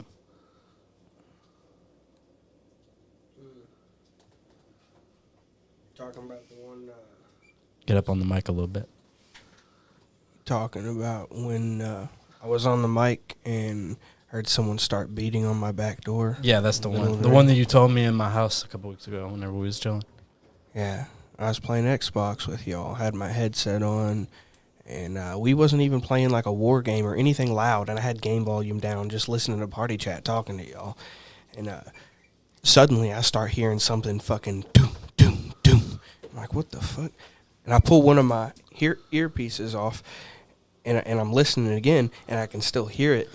And it's not on my headset. It's clearly outside. Here, do, do, do, on the fucking door. I'm like, what the fuck? I can now see with each knock that my wall is shaking. Like, Wow. the fucking wall, my drywall is shaking with each knock. So I know that it's not in the game. It's not in my head. I can see the wall shaking. I'm like, what the fuck is going on? Just when I'm thinking, like, who would even fucking be knocking on the back door right now? I'm thinking maybe my uncle maybe got locked out or something, and he's like in the rain, like, open the fucking door. Motherfucker, yeah. Kenny, go open the door. But I'm not hearing no voice or nothing, and that's when the do do do turns into it. What sounds like someone's fucking kicking the door, just trying to kick it down. I can't really make the sound on the mic. I don't think it's gonna pick it up. But it sounded like someone put their fucking steel-toe boots to the door, and my whole fucking wall was vibrating. My TV was vibrating, and I just said on the mic, I said, hold the fuck on. Someone's trying to beat my fucking door down. So I put my headset on, unlocked my locker cabinet, unlocked the gun cabinet, pulled out my gun, put the flashlight on, and peered around the corner with the flashlight on, and I seen a half of a face in the glass where my flashlight showed that whole area, a ghostly white face was staring back at me, and just this half of a face. When my light hit it and I registered seeing that it was a face, it just dipped out of I could see half of the face in the glass, and it dips into the darkness, just steps backwards and to the left. So I'm like, oh no, we're not having this. I turn the safety off and I get ready to rack a chamber as I open the back door, and I'm looking around in the backyard. I'm checking it with the flashlight in the rain, and I don't see anything at all. But I have a 7-foot tall privacy fence around the whole backyard, and unless you're like on some speed or something, you're not climbing that fucking fence. Yeah. And definitely not that quick, because I came out that door just as quick as I seen that face. I'm like, oh, no, we're not having this. So how did the DoorDash guy get in your backyard? Yeah, how did he get there? I don't know how DoorDash got in my fucking backyard that night. It's like, is there barbed wire on top of the fence? It's like, I didn't order a pizza tonight. Yes. Damn, I forgot that I was ordered at Taco Bell. There's barbed wire on the back side of the fence. Wow. So you didn't find anybody? There was nobody in the backyard. I checked the whole backyard with the flashlight and getting ready to rack a chamber. If I seen anybody, I was going to rack that chamber and let them know what's up. Because everybody knows when you hear everyone knows that sound, you know. You're like, all right. That's right. That's crazy that you did actually seen a face. Like, what did it look like, the face? Like, is this... It looked like, you know, in tragedy and comedy, where there's like a white masked face and there's like an eye slot, but it's just black eyes and a black smile. That's what it was. Just like the comedy face of tragedy and comedy. It was like just a ghostly white. This is what when you tell it, I picture this. Yeah, like The guy from the fucking Logan movie. Yeah. But it was less human than that. Like it did. When I seen it, I was like, And how do you still live there? how do I still live there? Well, didn't you say I know I live that- on Native American burial Yeah, grounds. that's what I was literally about to bring up. Didn't you say that Wilmore is like built on like a Native American Yes. burial ground? Wow, that's crazy. That's nothing compared to what he told us the last time he was on here. About the going to the river and stuff? The river, yeah. I heard that one. The beating on my door happened a couple weeks ago, but like 6 months prior to that, I was in another party where I heard somebody screaming. It sounded like a woman screaming bloody murder outside of my window. I took my headset off and I stared at my window, and I couldn't see nobody out there, but my brain just started calculating like, all right, first of all, it's 3 a.m. in the morning. How would you be in my backyard? Why would you be in my backyard? And what could possibly be making you scream in my backyard? Like, I thought about it. I was like, I don't even think I'm going to go check on this one. So I just got back on my headset and kept playing games. But when the beating on my back door happened, I had to go check that out. Like, I can't, like, you can scream in my backyard and die. I don't care. Like, the cops or whoever will find you the next day. It'll be all right. But you're beating on my back door. I had to go and investigate. And what made me at first thought it was my uncle is like it started as a knocking, but when it turned into like someone trying to kick my door down, that's what freaked me out. I'm like, my TV on the wall is shaking. I don't know if I could. I don't know if I could survive that. After that, I'd still be trying to figure out what the fuck. Yeah, you'd be trying to figure I out. still would be trying like what happened that night. I would be like, I would be unsettled, and I wouldn't be able to be. Yeah, let me tell you something else that's very unsettling about where I live. Sometimes I like to make a campfire and cook marshmallows and steak and stuff on the campfire. And one cold winter night, I decided to build a campfire. And I was out there for a couple hours. And I was enjoying myself, right? On the camera, it looks like you're doing something else. This guy's. Leon was doing a whole lot of activity there. We ain't got no soda, so I'm mixing it with fucking water. Yeah, I used to enjoy building a campfire and just watching the campfire in my backyard. And until one night when this feeling, this completely unnerving and uncomfortable feeling began to wash over my backyard. And it felt as though I was being stalked, as I was being hunted, like I was some kind of prey in my own backyard. Yeah. And I didn't like this feeling at all. And I was like, I wonder, what time is it? So I pulled out my phone, and I saw that it was just past 3 in the morning. That's when I thought to myself, okay. It's time to go inside. It's about time. It's the devil's hour. I thought for a second, I wanted to sit and enjoy the fire. I thought for a second I was just going to go inside and get my gun and come back outside. But that uneasy, uncomfortable feeling, it was like I was just being watched. And even if I had a gun, I wouldn't have felt comfortable. It felt like something was just staring at the back of my skull, no matter where I watched in the yard. I think that's the weirdest feeling of all, when you feel like you're being watched from behind. I know when in the around the neighborhood that you live in, I've as a teenager, I'd go walk around my friends at 3 or 4 o'clock in the morning just because we're fucking delinquent teenagers and shit. And no matter where I went in that neighborhood, it always felt like somebody was watching me. But, it's odd because the whole night I was chilling for 3-4 hours from 9 p.m. to almost 2-3 a.m., right? I'm chilling, cooking my steak, eating some marshmallows, and then that just dreadful feeling began to wash over the yard. Like something was telling me it didn't like me there, and it sure as hell didn't want me there.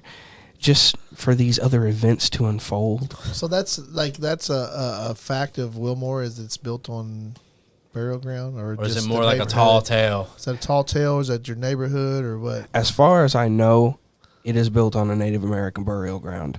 I don't know the full extent of the truth behind that, though. We had to get somebody from Wilmore. Yeah, we do. Wilmore that knows actually what's going on with that. Well, close to the Nicholasville border, on the farm that we used to live on, Tiggs Creek, all the way out by past the winery and stuff.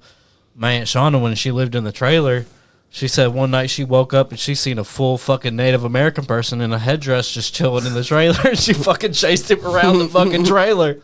That's crazy. I know one time we was out at the farm. It was the Bobby sets off fireworks every year at the farm on 4th of July. Yeah. And Aaron buys all the fireworks and shit. And so we're all sitting inside. Bobby's outside setting up the fireworks for the night. And Nancy's brother's out there sitting with Bobby while he's lighting up the fireworks and stuff, getting them ready. And everybody else is in the house. Me, Aaron, Darren, Sean, Shauna, Taylor, Lacey, Nancy, whoever's there. Nancy's mom. We're all sitting inside the trailer. And you know that there's 2 doors on the trailers. The one where the patio is, it's the back door technically, but I always call it the front door. Yeah. And so, you know how they got that deck on the back, right, with the walkway up? Nobody ever uses that fucking door. Back when I lived there, there wasn't a fucking patio right there. If you open that door, you'd fall the fuck out. So many people fall out that door. So somebody comes and you just hear on the back door of the trailer. The front door of the trailer, and everybody looks confused because we're like, nobody uses that fucking door. It was Bobby must really need something if he used that fucking door, which it didn't make no sense because Bobby was just beside the cars and the trampoline setting up the fireworks, so it wouldn't be that much of a walk. It'd be more time inducing to go walk all the way out front and go up those stairs to fucking knock on the door. And everybody's looking at everybody and they're like, "You gonna open the door?" And I was like, "Fuck it, I'll open the door." I open the door, nobody's there. Me and then I walk outside to Bobby. I'm like, did you go knock on the door? He's like, "No, we've been sitting here setting up the fireworks." Wow. Yeah. When we lived there was we didn't build a front. I built that deck on the back, but I never built the front deck. I just didn't build one there. We lived there for 6 or 7 years without a door there. We just had no reason. I didn't have no reason to go out that door. I mean, I always got weird vibes living in the trailer as a kid. Yeah, the trailer was more I had more weird shit going on there than I did in the house I live in now. What about Withers? Because as a kid, I had many shit happen to me at Withers. I would see shadow people living on Withers. Withers was weird too because there was always at Withers there was always snakes in the yard, always. Yeah. There was always those little garter snakes everywhere. They would just be. You go out back and you could probably count about 10 of them. I just don't know. I guess there was a big nest back there or something. Or you'd always catch one in the front yard. I never. Do you remember that time that I kind of did get creeped out there a few times? Withers? Yeah. I remember one time I seen a shadow person in my door, and I was waking up out of sleep, and I went into Mom's room to tell Mom that I'd seen a shadow person, and Mom said that she seen one standing behind me, and we both freaked out, and we beat you the fuck up that night because we wanted to wake you up. I do remember that. Yeah. Your mom, like, she has crazy. All right, cool. She has. Is he leaving? No, he's going to the bathroom. Going to the bathroom. So nice guy Andy Go down got the hallway past past the stairs. It's the one on the left there. nice guy Andy got beat up while they were trying to wake him up. There was, I mean, he ought to have his mom in here because she has some crazy stories. Like she can see stuff. Like you really have your mom on here telling some stories. Yeah, we might get her on the next episode because she would see shadow people especially over there. Like she would, Withers, I seen I've never seen a shadow person other than there, and I've seen them at least twice. Wake up screaming and like. Wendy said no, you were awake when they were beating you up. You should tell that story about the two. She tells a story about two kids like in the closet talking to each other, and then was that on Withers? Yeah, because I remember I remember the night that happened. Yeah, she has a story where she can tell it way better than I can, but she woke up and she was like, I had a story. There was two, like beside her bed, they were sitting in the bed like Indian style across from each other talking. Yeah, and two kids, and then woke up the next morning and there was like we checked the news or something, and there was like the two kids that got killed at the Red River, like not really Red River Gorge, but closer to where we lived at, somewhere in Nicholasville. I think they I don't know how they got killed or whatever, but it was just odd that the next day and then like out at the farm, she would wake up in the morning and be like, she'd call her mom and be like, hey, I had a dream that there was two cows that died last night, and your dad. She was like, her mom was like, your dad was up there burying two cows a day this morning. Like it's damn. She would know, like, and her grandmother was clairvoyant too. So yeah, but she don't really do much of it anymore. Like I think she's blocked it out of her mind. Like she didn't have very good control of it when she was younger, I guess, but she's blocked it out of her mind a lot. I don't know. She said they was brother and sister. A car wreck. It was a brother and sister, a car wreck. But I mean, I've found arrowheads and stuff out there on the farm, out there on Tiggs Creek, just like digging in the dirt and shit.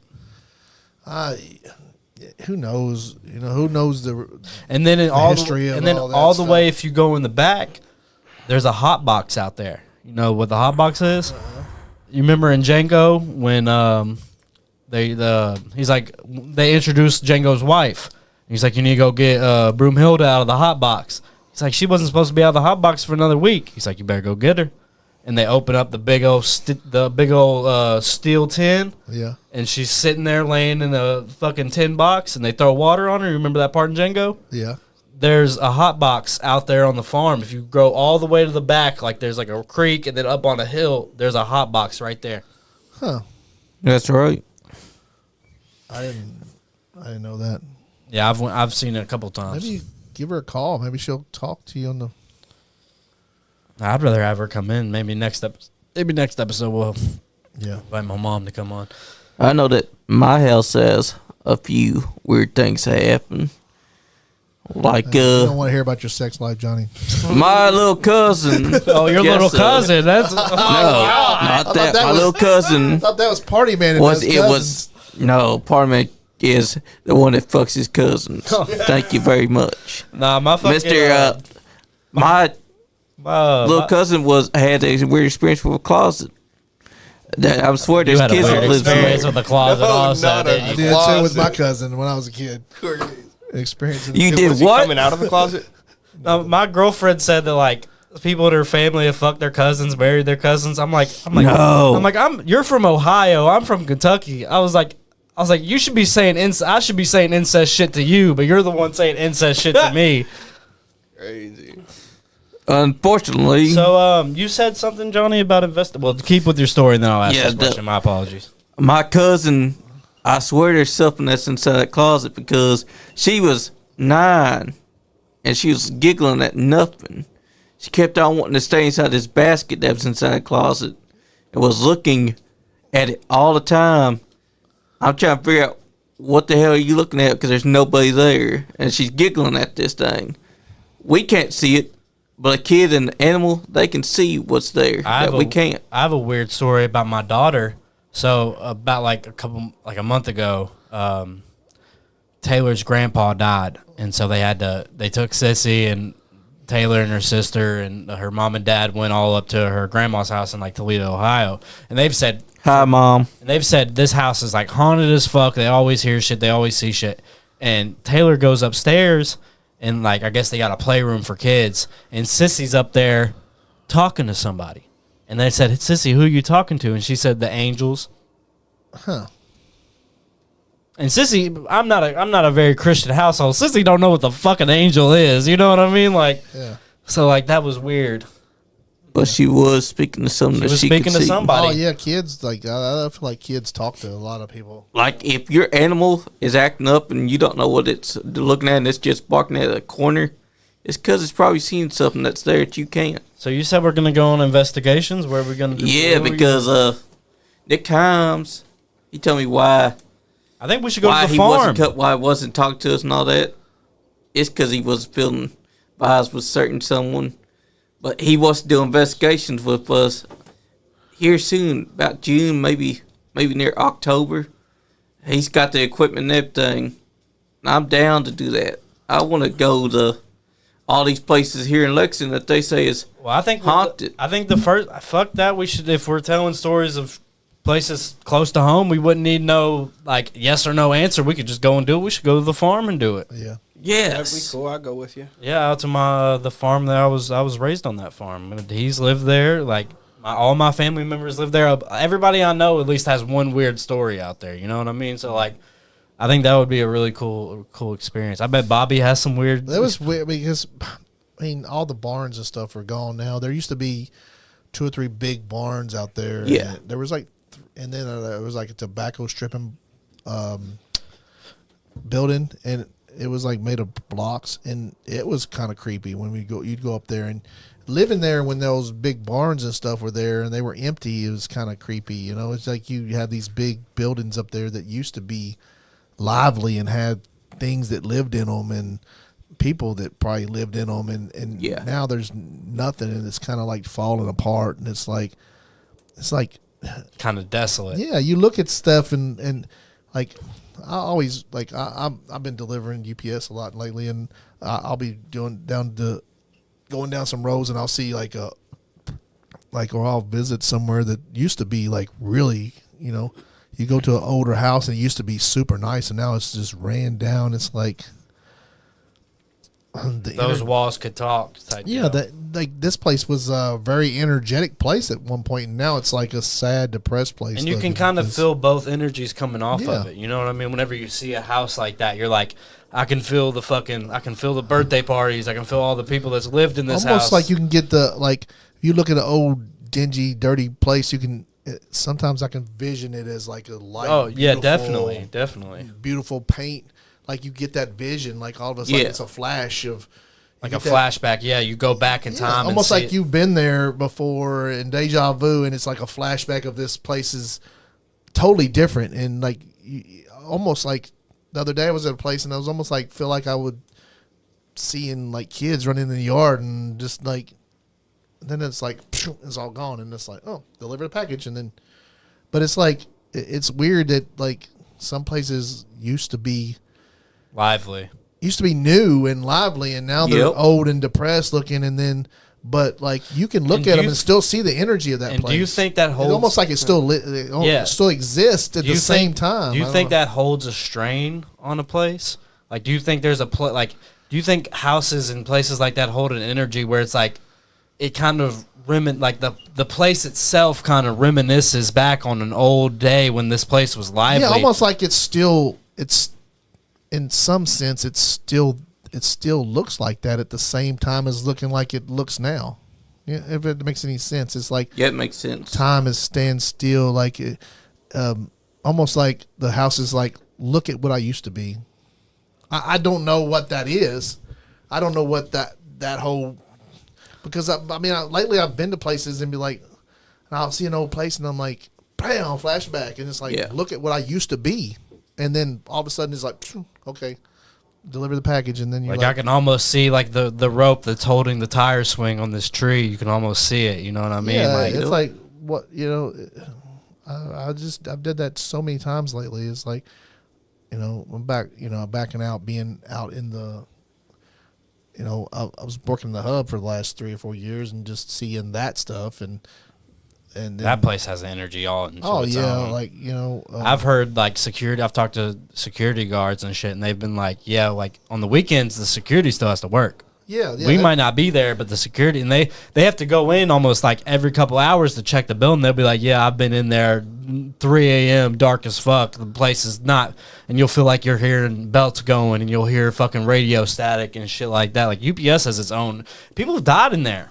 Oh yeah, there's like when they opened that new building, a dude died. Yeah, like his name was Andy. Yeah. I missed that day. His name was Andy as well. Yeah, I missed that day, and people called me, or people were calling, checking on me, like, it was me that died or something. Like, I heard that. Oh, y'all good that you're not dead. I'm like, it wasn't me. It was another guy, different guy named Andy. Like, rest in peace to that guy. Yeah, rest in peace to that guy. Yeah, R.I.P. to the there was also not nice guy Andy. Yeah, well, he's not nice anymore, but R.I.P. Andy. I heard that I've talked to people about that. They said he was a maintenance guy. They said he loved his job, because I remember I walked up to somebody and we was talking about it, and I was like, could you imagine like at least for me, he got killed by safety equipment. Yeah, I hate that fucking That's place. the worst Like that, thing. if I died in this place, like at least they'd be happy. I got the UFC fighters, Umaga's right there, Sting's right there. We got Sam Tripoli. We got like all this good energy in here. If I died in here, it'd be fine.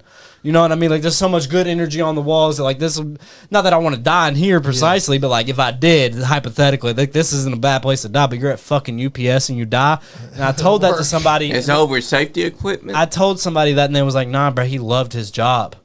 He actually loved coming. He loved the people here. He loved." Could you imagine dying at a place that like most people hate, but you love it?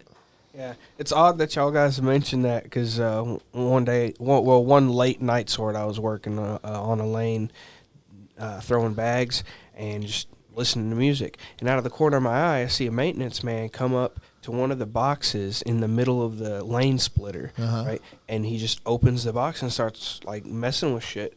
And I'm thinking to myself, wait, shouldn't the belt be stopped if he's working on that right now? And I just throw this bag and I look over to where he was just standing. He's not there.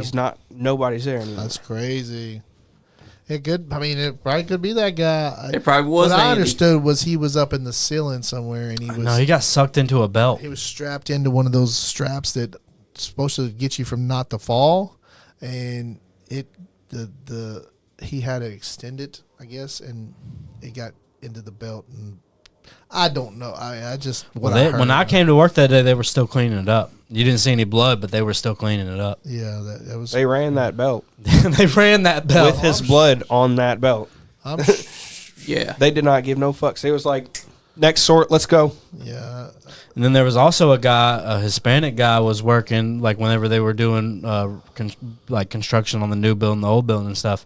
And you know how they got those like tile ceilings up at the top. Like you won't see them unless you're looking for them. You look up at UPS, you'll see like some windows up at the top. Yeah. And this Hispanic guy was working on the building. He fell through. And they said he lived. I don't know precisely if he did, but they said they carried him out and he was fucking blue. But they said he lived. Yeah. Crazy. And you may have seen Andy that day. I'd never met the guy, but we may have seen him at some point. Like that's even weirder to think about too. It's like before he died. You know what I mean? Like you never know who you run into at that place. So like, I know a lot of people just by their face and not their names. But UPS has an energy to it, I think, at least in my opinion. Like, that building over there, yeah, it has to. Oh, that time skip day. Oh yeah, that's where time went backwards an hour was fucked. Yeah. Like we had 2 breaks. Yeah, 2, and you never have 2 breaks at UPS. They would rather. I had a day that we had break and I didn't remember it.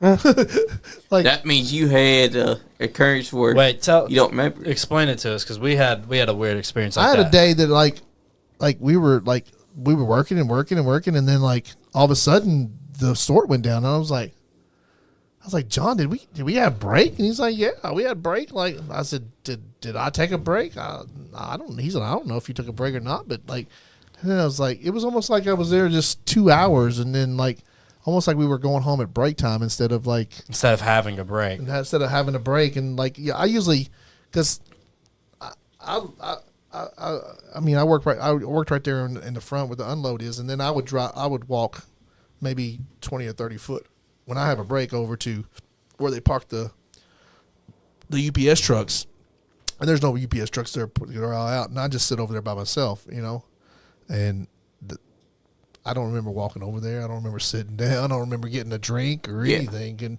that's usually what I do. I go to the pop machine, get a drink, go over there and sit down for a few minutes, look at my phone, and then go back to work. And it's like That didn't happen. didn't happen that day, but everybody swore it did. I don't know. Yeah, when we went out to the break area, me and Leon were on the same train of thought. I had already eaten my. I do the same thing every day. I save a sandwich for break time. I had eaten my break time sandwich, and I went outside with an empty bag, just staring at it. And I sat down next to Leon, and Leon was spiraling. I'm like pin. I manifested a board. I'm putting fucking dots on it. I'm like, look at this. Like, Yeah, and Ashley sits across from him, and Ashley's like, "You're crazy, Leon. This is the first time we've been to break today." and Leon's like, and your sandwich was gone, ate already. "Yeah." I'm looking at an empty And I sandwich remember- bag, and Leon's like, "Please, God, Kenny, please tell me." and I remember before that on the first break that we had. At the end of the break, I looked at the person that I sit with, and I'm like, hey, I didn't bum a cigarette off you today. Aren't you proud of me? Blah blah blah. Like, yeah, I'm proud of you. You didn't bum a cigarette. 20, 30 minutes go by. We go back out there, and I'm like, let me bum a cigarette. And I look at everybody. I'm like, we've had break, and everybody's like, no, we are not had break.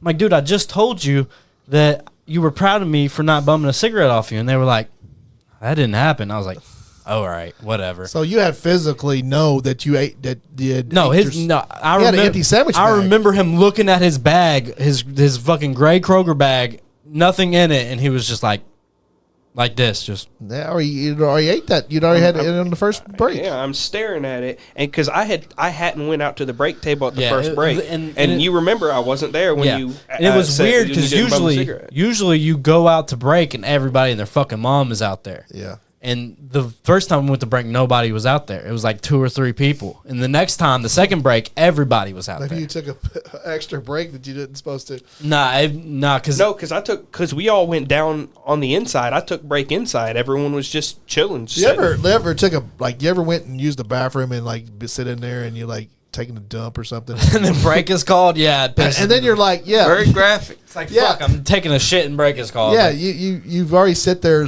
long. You took an extra long break, and then you get out of there, and then it's like, oh, we just had break, and it's like you got a minute or two. You're like, fuck, But I not. should have saved my shit for like after break. I get an extra break. But I'm sitting there explaining to people, I'm like, nah, we've had break. And everybody's like, Leon, you're crazy, you're losing it. And I look at Kenny, and we don't even exchange words. We just look at each other like this. We're like, and he's like, nah, Leon, we've had break. He's like, I'd be eating my sandwich right now if we didn't have just break. that cold, dude. I looked over. I'm like, no, we definitely had break. I'd be eating my sandwich if we hadn't. And I looked over at Ashley, and I'm like, I just shook my head at her. I'm like, Life is weird, ain't it? Like, what makes think like, did you actually have 2 breaks, or is it just something that you guys? Me and Kenny still wonder if we'd still be there if me and him didn't come out to break. Like how many times we're locked in a cycle, time loop. How many times did we have break and we don't remember it because me and Kenny finally met up? It was like this happened. You know what I mean? Maybe we got broke. yourself out of the loop. Yeah. So now a lot of times I'll go to the break area just to get out of UPS because I want to meet with Leon and make sure the end of the day is coming. And to me, that makes sense. And to me, the weirdest part of that story is like over in my area, if it's slow, I got a rolly chair like this, and I'll just sit there on my phone, and like usually I will remember what the fuck I looked at on my phone. You know what I mean? Like you sit there, you watch videos, you do this and that, you listen to a podcast, music, whatever. Yeah. I can't recount for the 30 minutes that we lost of the first break to the second break of what I did on my phone. I just remember I sat in my chair and looked at my phone, and when break hit, it was like a missing time. Like time was missing. Time is weird because like there'd be days when if I work in the hub, I work 4 or 5 hours, and then it seems like it takes forever. And then you work a Sunday sort. You work a whole Sunday sort. It feel like 2 hours. I worked 12 hours the other day out driving, and it was like, oh man, it's like I'm still energetic. I'm still like it almost like it was like less than those 4 hours that you put in, and it just time is just weird. Like depending on what you're doing, and I guess if you're dreading something, it takes longer. It seems like the longer. If you're enjoying something, it's like it's really fast. Like That's right. time, and as you get older, it seems like time just Goes faster. because like it was Thursday the other day. I felt like, oh shit, what happened to Tuesday and Wednesday? Like what Right. happened to those days? Like did I even? It's already Thursday, and I'm getting paid tomorrow, and it was like what the. That's how I felt last Tuesday when I Connolly, for some reason, You thought fucking that. deserved it, Johnny. No, you I fucking did deserved not. it. What happened? I'm gonna have to have a talk with Icon. He attacked me because for some reason he blames me for why he lost. He said that neither you or me was there, but you was there. I was there. Yeah, I didn't, Well, you were there after he lost. yeah. After he lost, he And now he's talking about pretty he'll upset. attack you. he's pretty upset. I don't think he'll attack me, but I will have a talk with him. I wouldn't put past him, Andy. He's pretty I livid. would love to have some wrestlers come on a sip with the Supernatural. 'Cause, Yes. like all that time on the road, there has to be some wrestlers that's like you go to a gas station, some weird Scott- shit like happens. Scott Diamond yeah, told us Scott that. Diamond had a weird Maybe ghost. we can have him back on the show, and he can talk about that. That's right. Bring him La- on to the Sip with Supernatural. Hey, Larry D's wife, Paige, she's a female wrestler. She has some great stories. yes, she does. B Money and Donnie Green told a really good story of Alexis Green probably could tell a good story. Yeah. There's no telling how many wrestlers have dealt with the Because Supernatural. I mean, that they've on the not told road you for know. that long, you stay in enough weird motels and just like Stay in people's houses. stay at people's houses on the Stay in their road, the basement. fucking interstate. After a while, Sleeping in their cars, I'm sure. After, Yep. after the interstate gets weird after a while. There's times where I'll drive on the interstate where I'm not fucking driving. Yeah. I'm driving, Yeah. but I'm not fucking driving. You know what I mean? Oh, yeah. You know how long we've been on here? Rest stops Yo, are weird, too. Talking about the highway. I was coming back. I say we do another 30 minutes. I'm having a good time. Yes. Everybody else having a Who good cares? time? Just keep going. Yeah, let's keep going. Fuck it. I was- I ain't got no kids. Tell what you're saying. I was coming back from Knoxville, and I'd been up for nearly 72 hours. Barely, maybe 3 hours of sleep in between these 72 hours, right? And I remember my eyes would keep starting to cross, and I would try and force them not to cross, but they'd slowly start to cross, and that yellow line would slowly become a double line. It would slowly turn into 2 lines, and I would keep forcing that double line to come back into focus because I'm losing consciousness. I'm starting to fall asleep. This double line would keep coming up, and eventually, I guess I couldn't keep hold anymore, and I don't remember being awake. I just remember the yellow line coming to a complete V shape, and I was just driving down the middle of the V because it looked like I was in a lane. Because when I saw the double vision, I just tried to drive down the double vision. Next thing I knew, what woke me out of this unconsciousness was flashing blue and red lights of a highway sheriff sitting on the side of the road. And when I came to, very quickly, those 2 lines became one, and I realized I was driving directly on a yellow line, like splitting right on top of the lane, and doing about 25 miles per hour on a interstate crazy. highway. He flashed his lights at me, and I was expecting to get pulled over, but no, I just jumped back into the correct lane, started getting my speed back up, and he never turned around and came after me. He just woke me up, but he was late. I have some. This is something I sent to the podcast group chat with the Supernatural group chat. Yeah. And it's Lexington's favorite haunts. If y'all don't mind me reading off some of the stories. can. Sure. All right. This is Lexington Courthouse. The former Lexington Courthouse building at 215 West Main was completed in 1998. Well, not 1998, 1898, and became home to the Lexington History Museum in 2003. I know I've been at that Lexington History Museum. If you go on the top floor of that shit, it's weird. You ever been to the Lexington Museum? Is that the old courthouse? The old courthouse. I've been underneath it. There's tunnels underneath the courthouse. Yeah.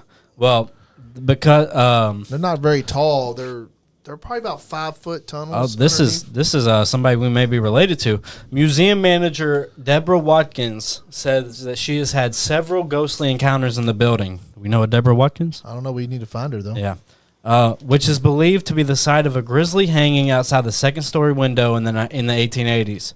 The existing structure is built on the foundations of the building where the hanging occurred. We had lights turn on and off, chairs move, and doors open and close, Watkins said. Watkins reports that she had one volunteer quit after feeling he had been grabbed while cleaning alone one night. Inevitably, Pussy. the volunteer had... the volunteer... Fucking bitch. What's his fucking name? Let's kick his fucking ass. Yeah, we will. Fucking pussy. The volunteer had previously heard voices and footsteps in the building, but said he just couldn't tolerate the sensation of being seized by ghostly hands. Watkins herself reports she didn't believe in the Some ghost. people pay for that stuff. Right, I mean, That's right. I'd fuck a ghost. Yeah. I would too. Yeah. She could give me a handy like how inside Ghostbusters. Then Awkward's character gets a blowjob from one. But Give me a Ghostbuster, all right. all right, Busted all over the place. but Watkins herself Geek, geek, reports. Watkins herself reports she didn't believe in the ghost until late one night when she was carrying a prop from the Halloween exhibit at the museum. The prop just happened to be a fake noose, and as she was carrying the rope to put it away, something grabbed her around the neck and started squeezing. She says she paid no attention at first until she realized that there was no rational explanation for the sudden feeling of strangulation. I ran screaming from the building. Whatever it was, not let it go until I hit the middle of Short Street. Interesting to know our basement extends into roughly the middle of Short. She sure that she didn't get choked out by a Halloween prop? Watkins says the official position of the History Museum is that the building, which is currently shuttered as a result of lead-based paint, is not haunted. For her own part, she is not afraid of the place and is eager to return to the building. That's the Lexington Courthouse. We need to find this Deborah Watkins person, yeah. Yeah. We need to She's find y'all's relation, probably. She probably is. I mean, Oh, definitely. Probably get to us somehow. Y'all ever had any experiences with sleep paralysis? one time. Oh, damn.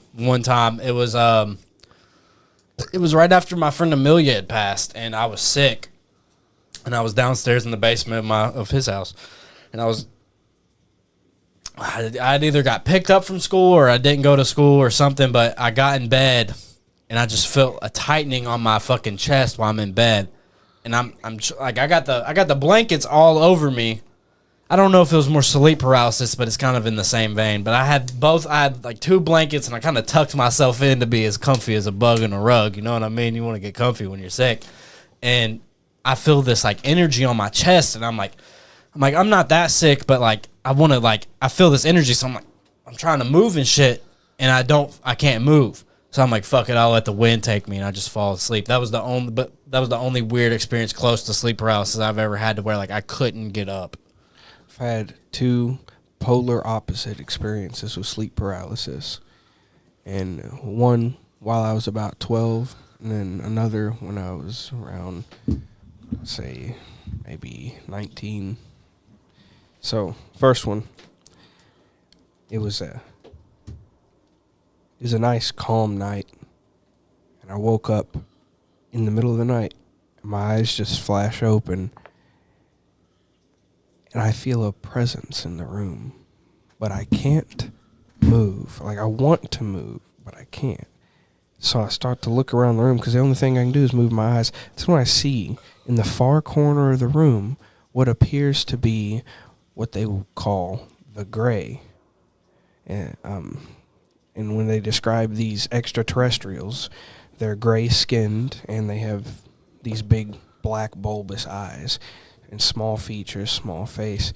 And it appeared to be like a gray, almost humanoid, black-eyed creature standing in the corner of my room watching me sleep. Now, I had no belief, like, really, in aliens. I was like 12 years old, so I was like, whatever, maybe not, right?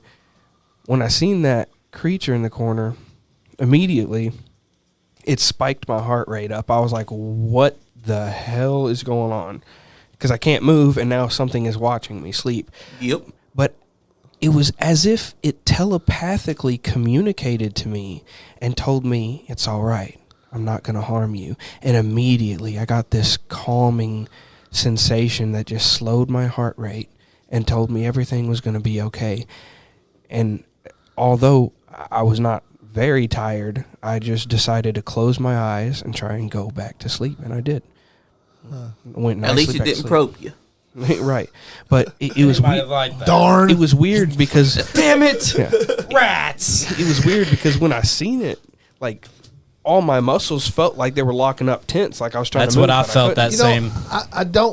I don't remember the story or anything why it happened, but I feel like I've had that like several times in my life, and I mean, as a kid, I don't think I've had it as an adult, but I had that sleep paralysis when I was a kid. Maybe because of a dream set it off, or something I thought was watching me in my bed, or it's usually like something that was watching me in my bed, I feel like. But I know that feeling, that paralysis. When somebody says sleep paralysis, I know that feeling. Do y'all know what that feeling is? To me, I just feel like it's like We've all had it. it's like somebody put an anvil on your chest, and like you want to move but you can't. Kind of. I've never really had sleep paralysis, but I've had like maybe pre-sleep paralysis where like I'm trying to get out of bed but I can't. If that makes any sense. Yeah, it's like me too. It's like if I feel like that, just like I'm laying there and my arms and my legs don't work, and you can't do anything, and it's like I just feel like that I've definitely had that feeling. I definitely, like, that's definitely a memory, but like why I had it, I don't remember why I had it, or I don't remember any kind of story why I had it. Or Now, if Mr. Gray is out there listening, I have to applaud you. That was good work, keeping me nice and calm. I appreciate that, because the next experience I had was not nice. It was whatever this being was that decided to give me sleep paralysis. They call them sleep paralysis demons, per se. That first sleep paralysis didn't seem like a demon. You ever took fucking Benadryl? Have.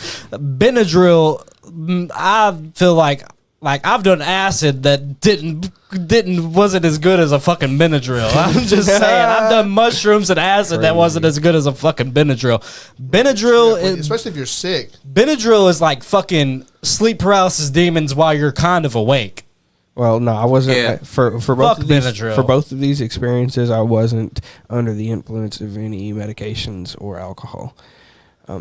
But for the second experience, it was much darker, and I was a lot older at this point, and I remember waking up to the sound of boots entering my room, because like you, Leon, I sleep very light. All it takes is somebody to open my door and I'm awake. I heard my door open, and I heard the unmistakable sound of boots on the ground walking towards me. You know how those boots hit the ground? Yeah.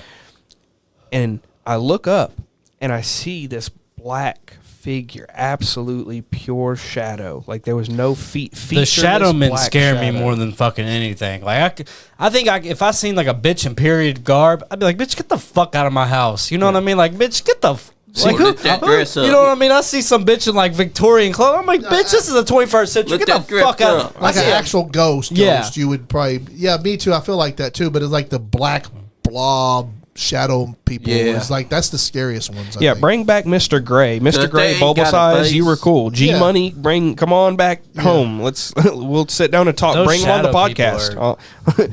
Bring Gray didn't bring want Mr. to. Blair. Let's get the alien on the podcast, please. Let's get him in here. Yeah. yeah, but He can stand right there on So it's camera. a shadow person. the shadow person stood over me, and immediately my body locked up tense, and I wanted to swing. Like I just felt my hands just try and come up for a hook, and I couldn't move. I couldn't move my hands. I was pinned down. That's when It's like an anvil's on your Yeah. chest, like what I explained earlier. Yeah, that's when this fucking creature took its hands, put it around my throat, and just started closing down, clamping on my throat. And I tried to grab at his hands, and I wanted to swing at his face, but like I just couldn't move. And he sat there and choked me back unconscious. I don't know if you've ever... Mr. Gray, he was not. I don't know if you've ever lost consciousness from not being able to breathe. It's a very specific feeling of just that complete panic when you can't take a breath in. You had a weird story. Remember when you crashed your truck?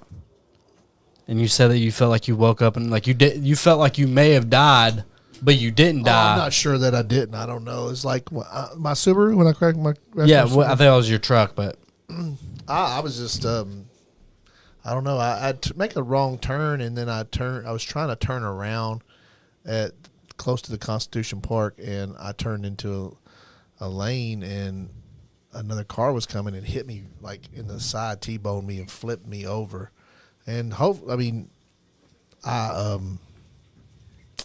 luckily I had my seatbelt on, but I was hanging everything went black for a long time, and then I was like, all of a sudden I was hanging upside down in my car. It was like, and then like I didn't know what to do. It was like, so I reached over and got my undid my seatbelt, and then like, you know, you're hanging upside down, you fall down, and then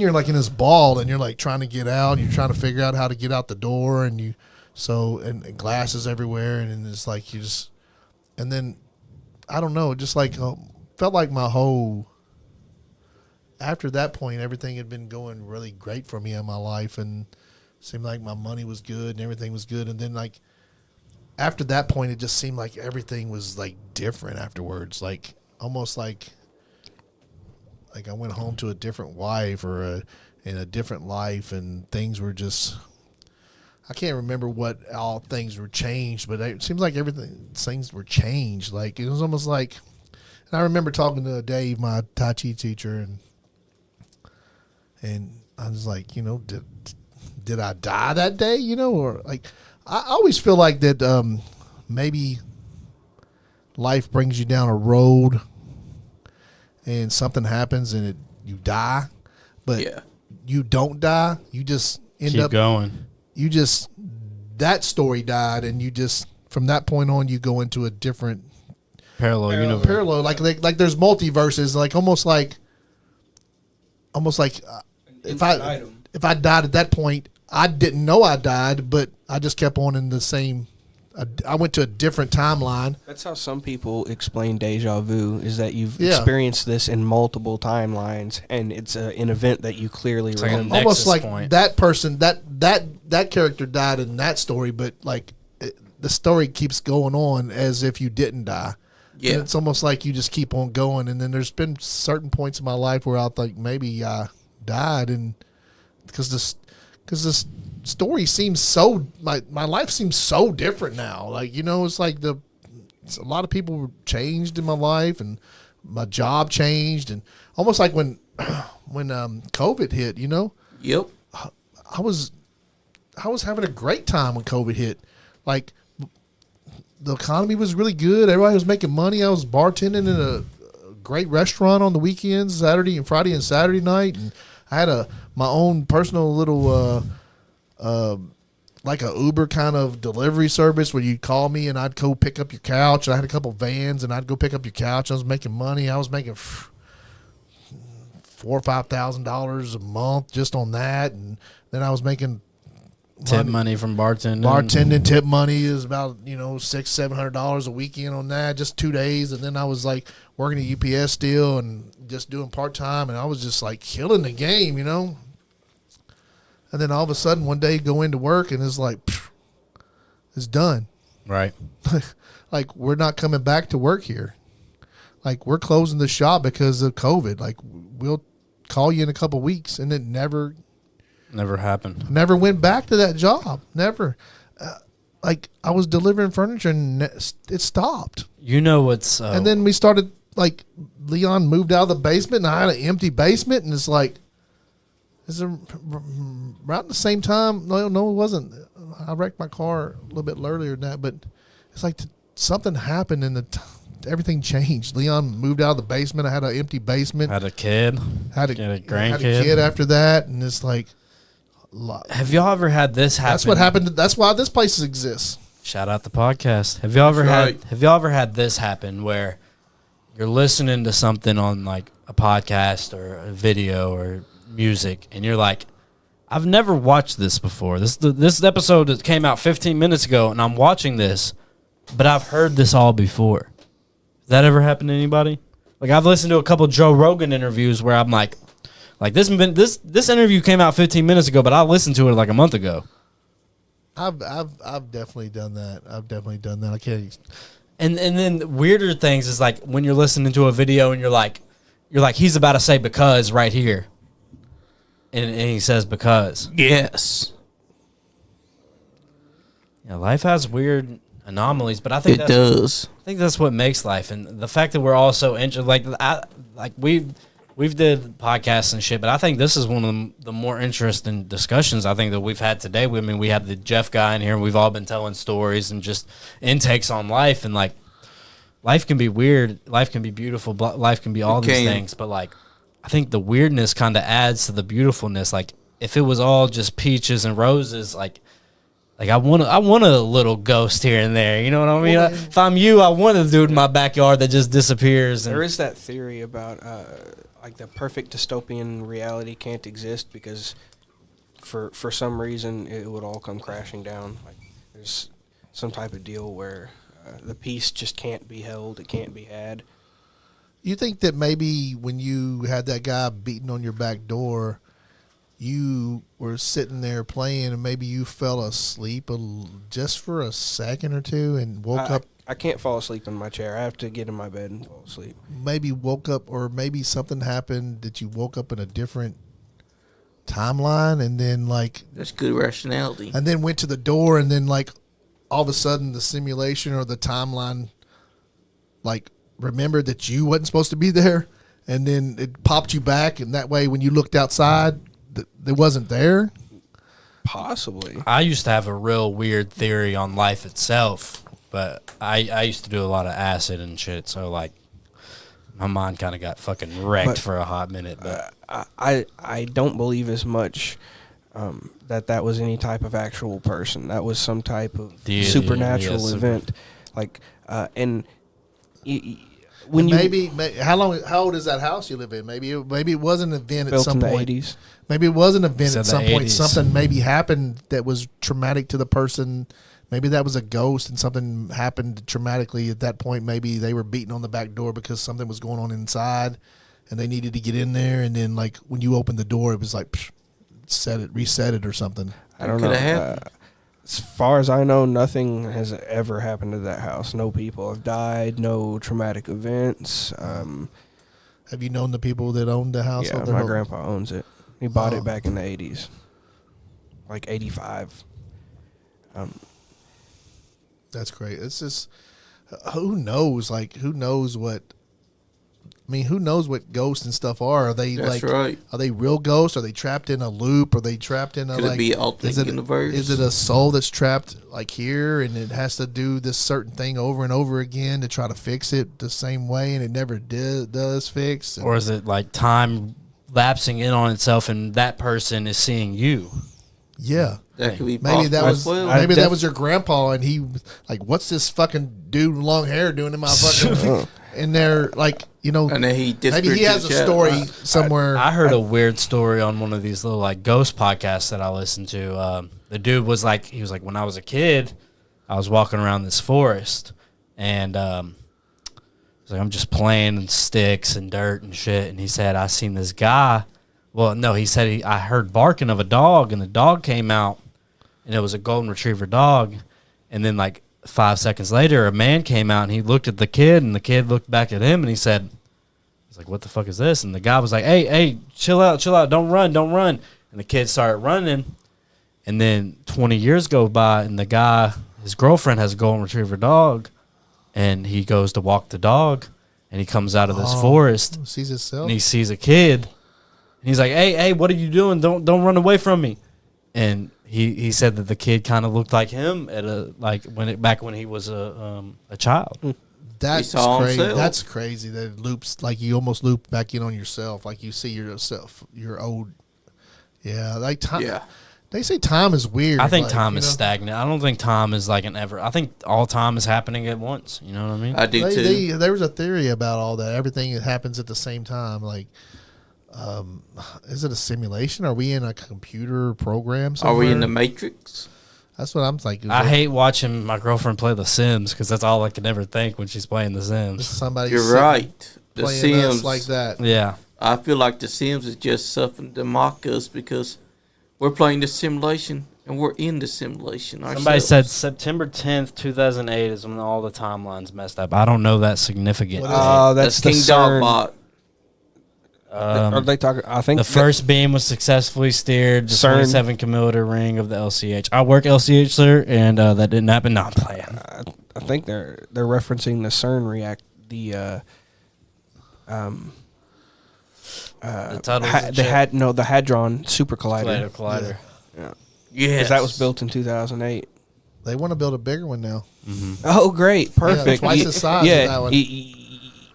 You thought that hour was bad. Wait till they build it twice the size. It'll be a 2-hour break. We're going to come back. 2 hour on it. break. Yep, Thanks. because scientists are crazy. Yeah, I got 2 cigarettes that day, so Yeah. Yeah, it's kind of odd because they got to really break 2 don't know. peanut butter jellies that day. They really don't know what they're messing with by doing this. Like they're getting some information, but they July have no. 5th, 2022, the LHC detectors started recording high energy collisions at an unprecedented energy of 13.6 trillion electrovolts TV. Well, fuck all that. Let's get into the nitty gritty. If we were the Ghostbusters, who would be who? I think you're Vinkman. Which one's that? Vickman's the You're skip. Bill Murray. Oh yeah, yeah, definitely. I think Johnny over here would definitely be Egon. Yeah. So it's either a knock up between is Kenny the black guy or am I the black guy and who's Ray? Who's Dan Aykroyd? well, I think Johnny would be Dan Aykroyd, wouldn't he? yeah, because No, he's got glasses. He's Egon. I may have glasses, but I ain't as smart. and you as set up the Egon. phone I call. got You're glasses. Egon. Maybe I'm Egon.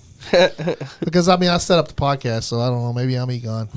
It would be like I know that this will be a long shot, but it would be so cool to have Dan Aykroyd to come in and talk about ghosts. Yes. Probably Also, getting his going- Because aliens. Dan Aykroyd's a big like he said the Ghostbusters movie is written about his family. If we could get, Did you know that, Kenny? The Ghostbusters movie is he originally wrote the Ghostbusters. Dan Aykroyd wrote the Ghostbusters about his upbringing with his I think his mother and father were like Is would that the exorcise demons. So that the that's new one? why the new Ray newest, gets his dick sucked. is that the newest? Ghostbusters? I never seen the new. There's 2 new movies. No. I've I see never it, seen but those they No, don't I'm talking back about up the to it. original Ghostbusters. Like whenever he was writing the scripts, the original concept for the Ghostbusters was about his upbringing with his. I think his mother and father were like they were exorcists. Did Dan Aykroyd write the? Yeah, he wrote the Ghostbusters. Yep. Him and I think he wrote the Him he and wrote Egon. The Egon guy. he was- wrote the original script and then it changed into what the Ghostbusters became. Oh, okay. But Because the original script was about like his family being exorcists. I've and been stuff. in apparently the Egon's newest act- one it was about a family, wasn't it? Yeah, that It was the but I don't like it. the first steps or something. It was I never called. seen that one. Yeah, I haven't don't seen like it I either. don't like the new ones Wait, because you know they got the old. The one with Actors. the one with the women in it is my favorite. I You just saying that no, because I it did catch you not on the hate that bank. movie. Everybody and their mom told me it That was the movie worst sucked. fucking movie ever, and I watched it. I watched it after the fact, didn't see it in theaters, seen it on TV, and I was like, y'all motherfuckers gave this too much hate. I like this movie. It was not that bad. Like, at least that's what I thought. But I'm going to try to look up the Ghostbusters original script and see if I can find, like, a synopsis about it. I think Dan was the man because he got his dick sucked by a ghost. Harold Ramis. I love Harold Ramis. He's a great actor. it says the Ghostbusters Ultimate Visuals History talks about the original script a bit. It goes into the production of both That's a movies big and other freaky. content as well.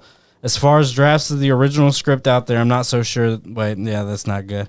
But I'm from what I've heard, I've always it may have either been Dan Aykroyd talking about it or like a wise tale. It's like the original Ghostbusters was about Dan Aykroyd's family being like exorcists and stuff. Did it still have him getting a blowjob from a ghost? Okay, it says the Ghostbusters was inspired by Dan Aykroyd's fixation with breathe breathe. But the belief in paranormal, which he inherited from his father, who later wrote the book of history of the ghosts. His mother, who claimed to have seen ghosts. His grandfather, who experimented with radios to contact the dead. And his grandfather, this is Wikipedia. You know he fucked a ghost? Dan Aykroyd of the Ghostbusters fucked a ghost. That's why he also had that inside that scene. Yeah, we heard that. What happened? It's all strange. But I think this is... Leon, I think that you are Winston. I'm Winston. Well, I'll smoke a Winston, so I guess that makes me Winston. You're going to have to tell Andy. That's one big Twinkie. I ain't scared of no joke. I ain't scared of no ghost. What was there was Egon, Peter. Yep. There's Ray. Peter, Ray, and Winston, right? Yep. And then there was the other guy. And there's Jane. Then it was the little it was Venkman, which was Bill Murray. Then they had Ray, which was Dan Aykroyd. Ray Stantz, which was Dan Aykroyd, and then you had Egon, which was I forget his name. Harold Ramis, yeah, which has passed away. And then you had Winston, which was Zeddemore. Yeah, and then you had the guy from Honey, I Shrunk the Kids. Yes, Rick Moranis. Rick Yep, Moranis. Rick Moranis. That was a great show. That was a great movie. One of the first, like, that was, I think Ghostbusters was probably the first, like, it's not a horror movie, but it's like the first kind of turn on into ghosts and stuff. For me, like, I'd seen Casper and stuff, but like Ghostbusters was kind of like that first push into like the dark where you like. I remember I was scared of watching the Ghostbusters at one point in time. Like, I watched it really young, but like, it's a great movie. I love Venkman's character because you need that one guy that's gonna be a skeptic, and he spends the most of the movie every time they act like something's a ghost. He spends most of it trying to debunk it, but then when Slimer slimes him, he's like, "I got slimed." I think fucking ghost. I think Ghostbusters. If you're talking about like movies like that, like it's got to be up there with like The Shining. It like does. The concepts that Ghostbusters has. You know what I mean? Like it's up there with like some of the great. I wouldn't classify. Would you all classify Ghostbusters as like a horror movie? It's more of like a comedy, but like it has those elements of. It's more like a comedy ghost story movie, I guess. A comedy black horror because it had was the first Ghostbusters the guy that was in the painting, or was that the second? That's one? the second one. The second. It had legit. The second one had a legit evil guy. Yep, Vigo. Like Vigon was a scary motherfucker. Vigo the car. Who was the bad guy in the first one? The first one was Zool. It was like Zool, bro. There is no Leon. There is only Zool. Yeah, my favorite thing Zool about was the a first legit movie is that evil guy too, I guess, right? I think that was an actual demon too. Yeah, legit demon. Yeah, Vigo the Carparian. Is anybody else like? We've all watched like the Ghost Adventures, Ghost Hunters, and when they talk about like demons on the show, like I kind of want to turn it off. Like, is this thing gonna come through my fucking TV? Oh yeah, they say if you say a though. demon's name, that like they can come to you and talk. Yeah, to you. do not say their name because they will latch on to you. Like what Solomon and was it Solomon? King Solomon. King Solomon like built. Didn't he build like he had demons build one of the temples? Yep. On maybe the temple on Temple Mount. Maybe I don't. Have you heard of the board game a Rap Rat? No, I haven't. You told me to. I watched a video but I've never played it. If anything is haunted, that game is being haunted, dude. Yeah. And I remember as a kid, I got a version of that Rap Rat game, and I put it in my VHS. I was maybe 6 years old at this point. My mom put it in my VHS and was getting it set up, and she was like, "You can just play this for a minute, honey. I'm going to make some tater tots or whatever she's going to warm up for me, right?" She leaves the room. I start playing this game, and it doesn't take 5 minutes alone with this rat, this fucking crazy demonic rat, before I'm screaming for my mother, "Please help me, come here, turn it off. I made her take it out of the house. I was like, "You take that VHS and that evil rat, you take that rat out of this house." Let me see. I'll find it real quick for you. Yeah. You want me to read another Lexington ghost story? Yes. Read that. It says, Please do. while All right. while the biblical.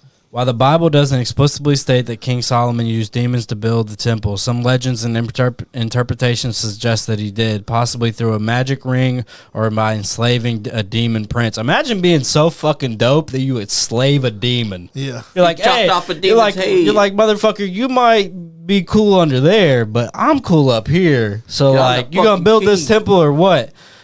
Yeah, I'm not gonna say that demon's name, but they said in some interpretations he enslaved a demon. Could you imagine being that fucking based?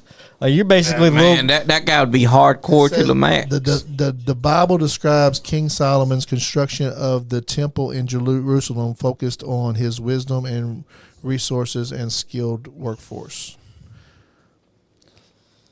You want to hear about this rap rat? Yes. we know we hold no copyright to this, by the way. Yep. Showing you how having fun is the aim. Hey, Rap Rat's the name, the video board game. For kids who just want to have fun, so turn on your set, slide in the cassette play. Even that rap sounds fucking creepy. Yep. Video board game. So get mellow, get yellow, get the video board game, Rap Rat. He ain't no ghost, he's the most. The video board game, Rap Rat. Yeah, that It's sounds. over. It's all downhill from here. So, we've got a lot to unpack and a lot of questions to answer. First question, what am I looking at here? This is the video board game Rap Rat, the 1992 game that sees you try to collect the pieces for and assemble your cheese jigsaw puzzle before you run Who out the of time. fuck made The that game in itself is 1992? extremely simple. Just roll the die, and if you roll the right color, you collect one of your pieces to add to your puzzle. That's it. If that was the whole game, we'd be done. We'd be fine. But the game comes with a VHS tape. And on that tape is the real meat of the game, as that is where the creature lives. The Rap Rat. I'm the rat with Raz and all that pizzazz. I'm plastic and Raz. fantastic. I'm your very He's own gonna whiz and roll it. Rap rat. Yeah. This cryptid is the host of the show and our game master, determining the flow of the game and acting as the timer. See, Rap Rat here lives in a wall of cheese, and if you are unable to finish your puzzle by the Gonna time cut that he cheese, eats all the Rick cheese Ross gonna on get his screen, ass. you lose the game. That is, if you ever get to the actual game, because after a minute-long intro of whatever this is, There are gnomes in your garden, and they play slides on pink electric guitars. Ha! And cats can talk. They just don't want to. Rap Rat comes Yeah, onto the that screen was and just fucking spouts creepy. nonsense for nearly 4 straight minutes. We own no copyright to Now this. I could be wrong, but I don't think I heard your song. So let's do it once more. I think the copyrights I'll give fully you a ran out on score. this. Everybody smile, please, and say cheese. Oh yeah! Demonic. After our gracious host has Right. finished introduction, Pause it for a Sound second. like you saying die, If y'all die, like, die. I've always like playing video games, and I always had like a weird glitch in a video game where like the characters like do something fucking weird, like it stays on the character's face for too long. That shit creeps me out more than any fucking ghost story. Like you're playing a game and the dude's fucking face just sits there and it goes brrrr. It's just this dude. He's like brrrr, and like you got to turn your system off Yeah. and restart it. And you're like, I'm not fucking playing that shit anymore. What about back in the 80s? We had Max Headroom, and that fucking Yes, that guy was creepy. that dude creeped me the fuck out. And they were actually had somebody that had that actually did that Yeah, there's a lot of character Max that Headrooms. actually took over a radio station or a TV station and came on there for like Yes, a hack, So, a hacker. so they was doing a little bit of background, and he explains it better. But a rap rat is a very close synonym for the name of a demon. Oh, really? That like you said earlier, you don't want to say the name of the demon, but supposedly by playing this video, you're calling this demon. Oh, And wow. even as a kid, I felt this dark energy. I felt so very uncomfortable. As soon as that thing came out and started going, a rap rat, a rat, a rat, a rat, a rat, a rap rat, I was like, get that fuck Get that out of here. Maybe that's what's beating on your back door all the fucking time. The rap rat with cheese. He's over here singing. He's over here coming for that cheese. He's rapping Biggie, and he got a big old cheese wheel. Yeah, I'll make him Swiss cheese. Well, I'll do that fucking rat. I bring it to a weird glitch. What? Let me hear a weird. What? Like here comes the pain, right? There's no way because I did not create a character that was exactly like my character. I was the champion going into this playthrough.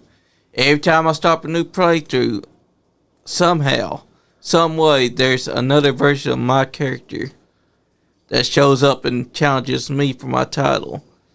I did not create this guy. I did not make him like my guy. I did not even give him my name. But the character has my name, looks exactly like my character with slight differences. Entrance. Yeah, and it just keeps on happening. It's like the game created a second version of myself to try and fight me because I've whooped every other character's ass to that point. I have no idea how this character is because it's not inside my save Crazy file. how toys and video games will do that also. Like, You ever been in your kid's room or something and you hear like a toy just starts up? Hi, I'm fucking Jackass the fucking rabbit. Yeah. I'm Jackass the fucking rabbit. Hi, I'm Jackass the fucking rabbit, and I want to play with you. You talk about that. My little sister used to have these toys just outside of my room in a open play area, right? And in the middle of the night, these toys, just every now and then, I would hear one of these toys just start talking in the middle of the night, and it would wake me out of a sleep, and I'm like, what the who is out here playing with I wonder what that is. Is that like a ghost or a demon or just some kind of energy wave goes through your house and turns things on? I know. When my cousin Joe died, we were sitting outside. It was like probably a day after he died. We was all drinking and having like party time for a deceased person. You know what I mean? Stuff that you do when people die. And we're like, yeah, if Joe's here, make it be known. And at the time, Grayson had this little, it was like this cop car, little rolly thing. He gets on it and he rolls around, and it made like, and it would light up red and blue, look like a cop car. And we was like, if Joe's here, make it be known. And of course, we were lights on the cop car, and we were all like, time to go inside. No. He was letting you know that he's and that's a house that that was his grandpa's house. My Uncle Joey lived there for a while. So, I mean, it's a place that he would frequent at some point in time in his life. So, yeah, it makes sense. He lived there as a kid. Yeah, so, yeah. Yeah, he lived a lot. There's a lot of time he was there as a kid. That reminds me, when I was a young teenager and I would go walking around, sneaking around the town at night, just exploring, doing ghost hunting. Well, there's a couple of parks that I would go to, and I would just sit on the swings, right? Yeah. And all the swings would just... One night, I went and sat on the swings, and I just got my phone out, and I was looking at my phone, and that's when I heard the unmistakable sound of creaking, a creaking swing, just swing. No, not. It was definitely there. And that's when I took the light away from my face, and I looked to my side, and only the swing. If all the swings were doing it, I'd be like, it's windy, whatever. It wouldn't bother me if all the swings were doing it. No, just the swing sitting next to me. It didn't just go, no, it got faster and faster. It got faster and faster until it was doing full sets next to me. And I'm like, you seen some shit. I'm like, who smoked DMT while you were in the womb? Kenny has seen some shit. Yes, he has. I ain't never seen this. Especially that one that he was sawing while he's pissing, and he looks up and there's this giant thing that's just staring down back at him. Rap rat. Rap rat. Rap rat.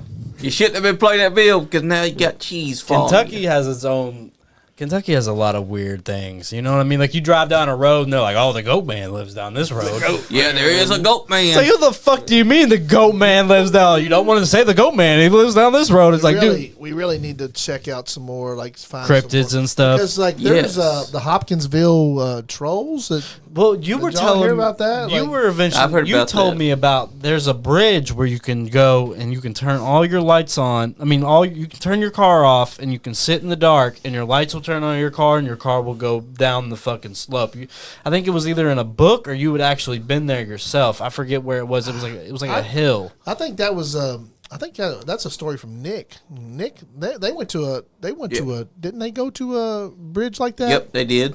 I think Nick told that story. That's odd because I heard a story from a cousin of mine that there's a bridge out here in the backwoods of Kentucky that they would drive their car to this bridge, they would turn their car off and turn their lights off, and they would, it wouldn't take not even a couple of minutes after you turned your lights off, you would see people start to walk from the opposite side of the bridge all the way towards your car.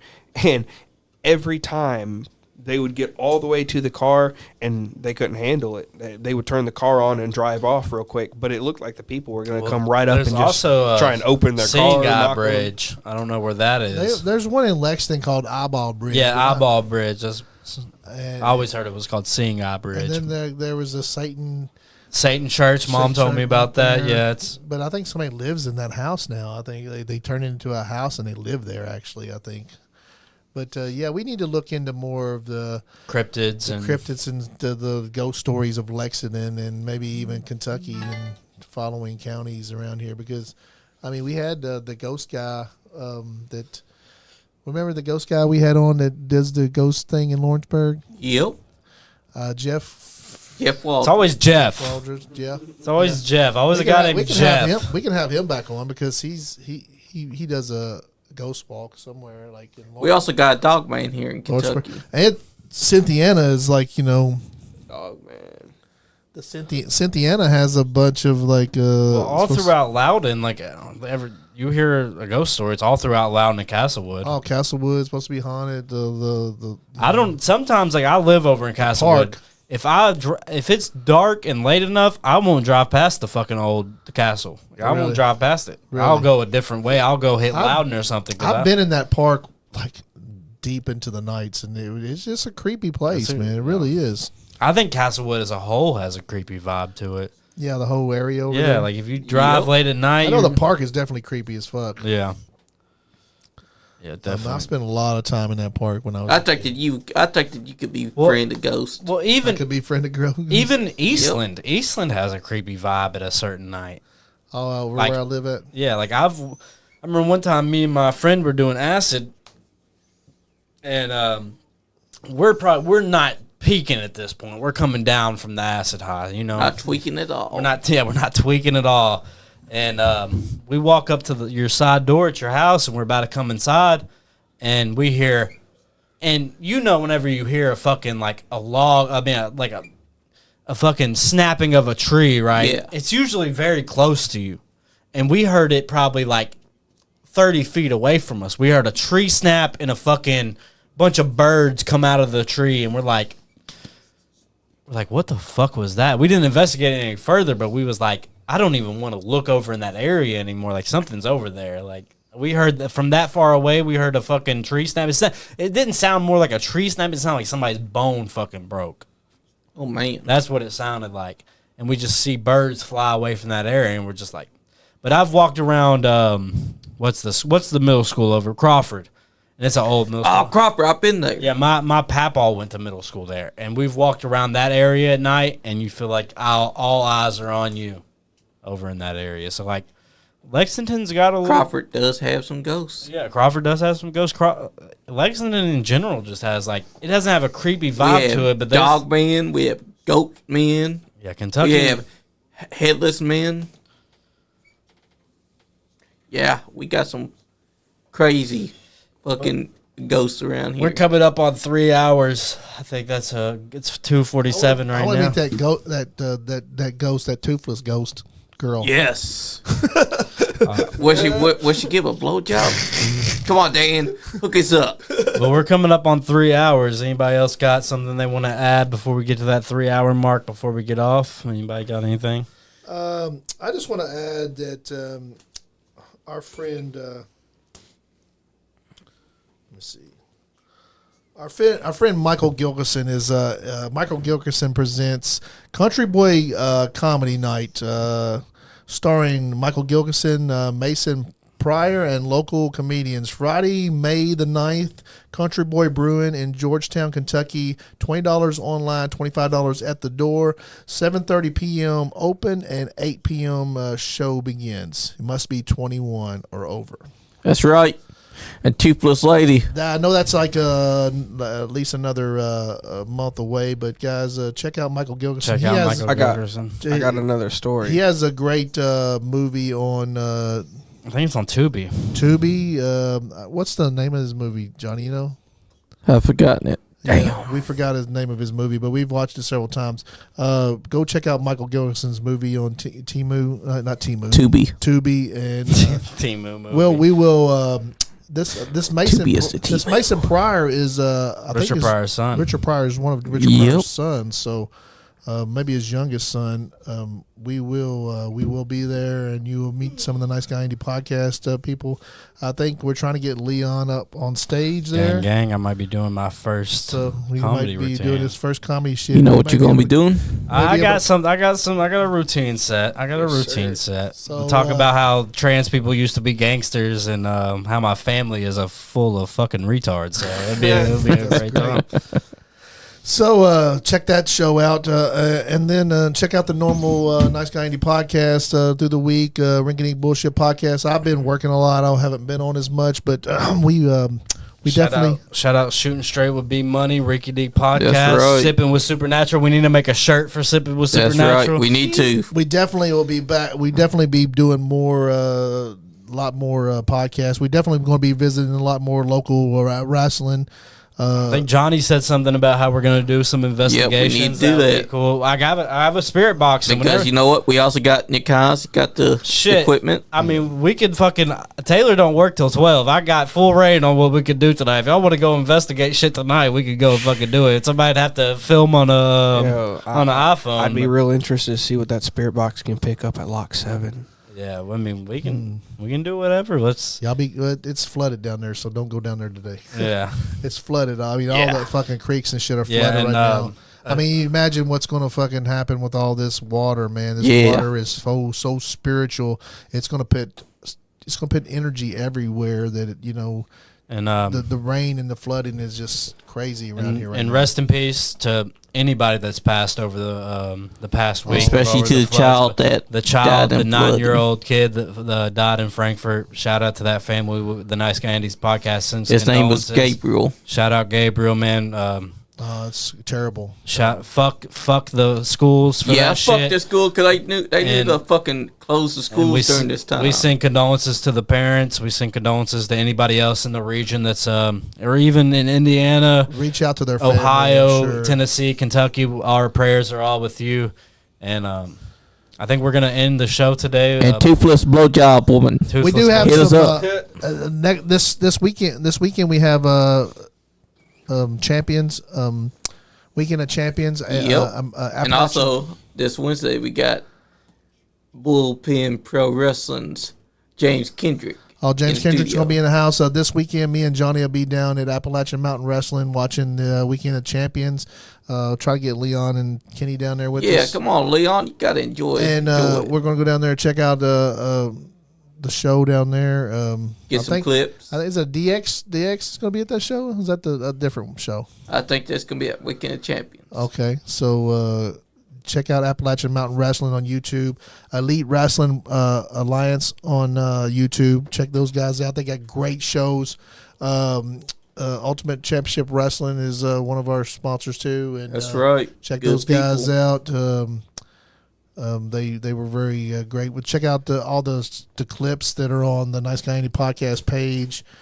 Check out. Please comment on anything. Comment everything. If you have something good to say, something bad to say about the Please, wrestling, some ghost stories. We would say love it. your own ghost stories for Sip with the Supernatural. That's right, because we'll talk about them We do need to probably next start episode. y'all let's start that page, maybe a new page or something that's dedicated to that. I don't know. Maybe we'll see what we can do. I like to keep it all together, but we do at the Nice Guy Andy podcast. We do all kinds of topics at this point.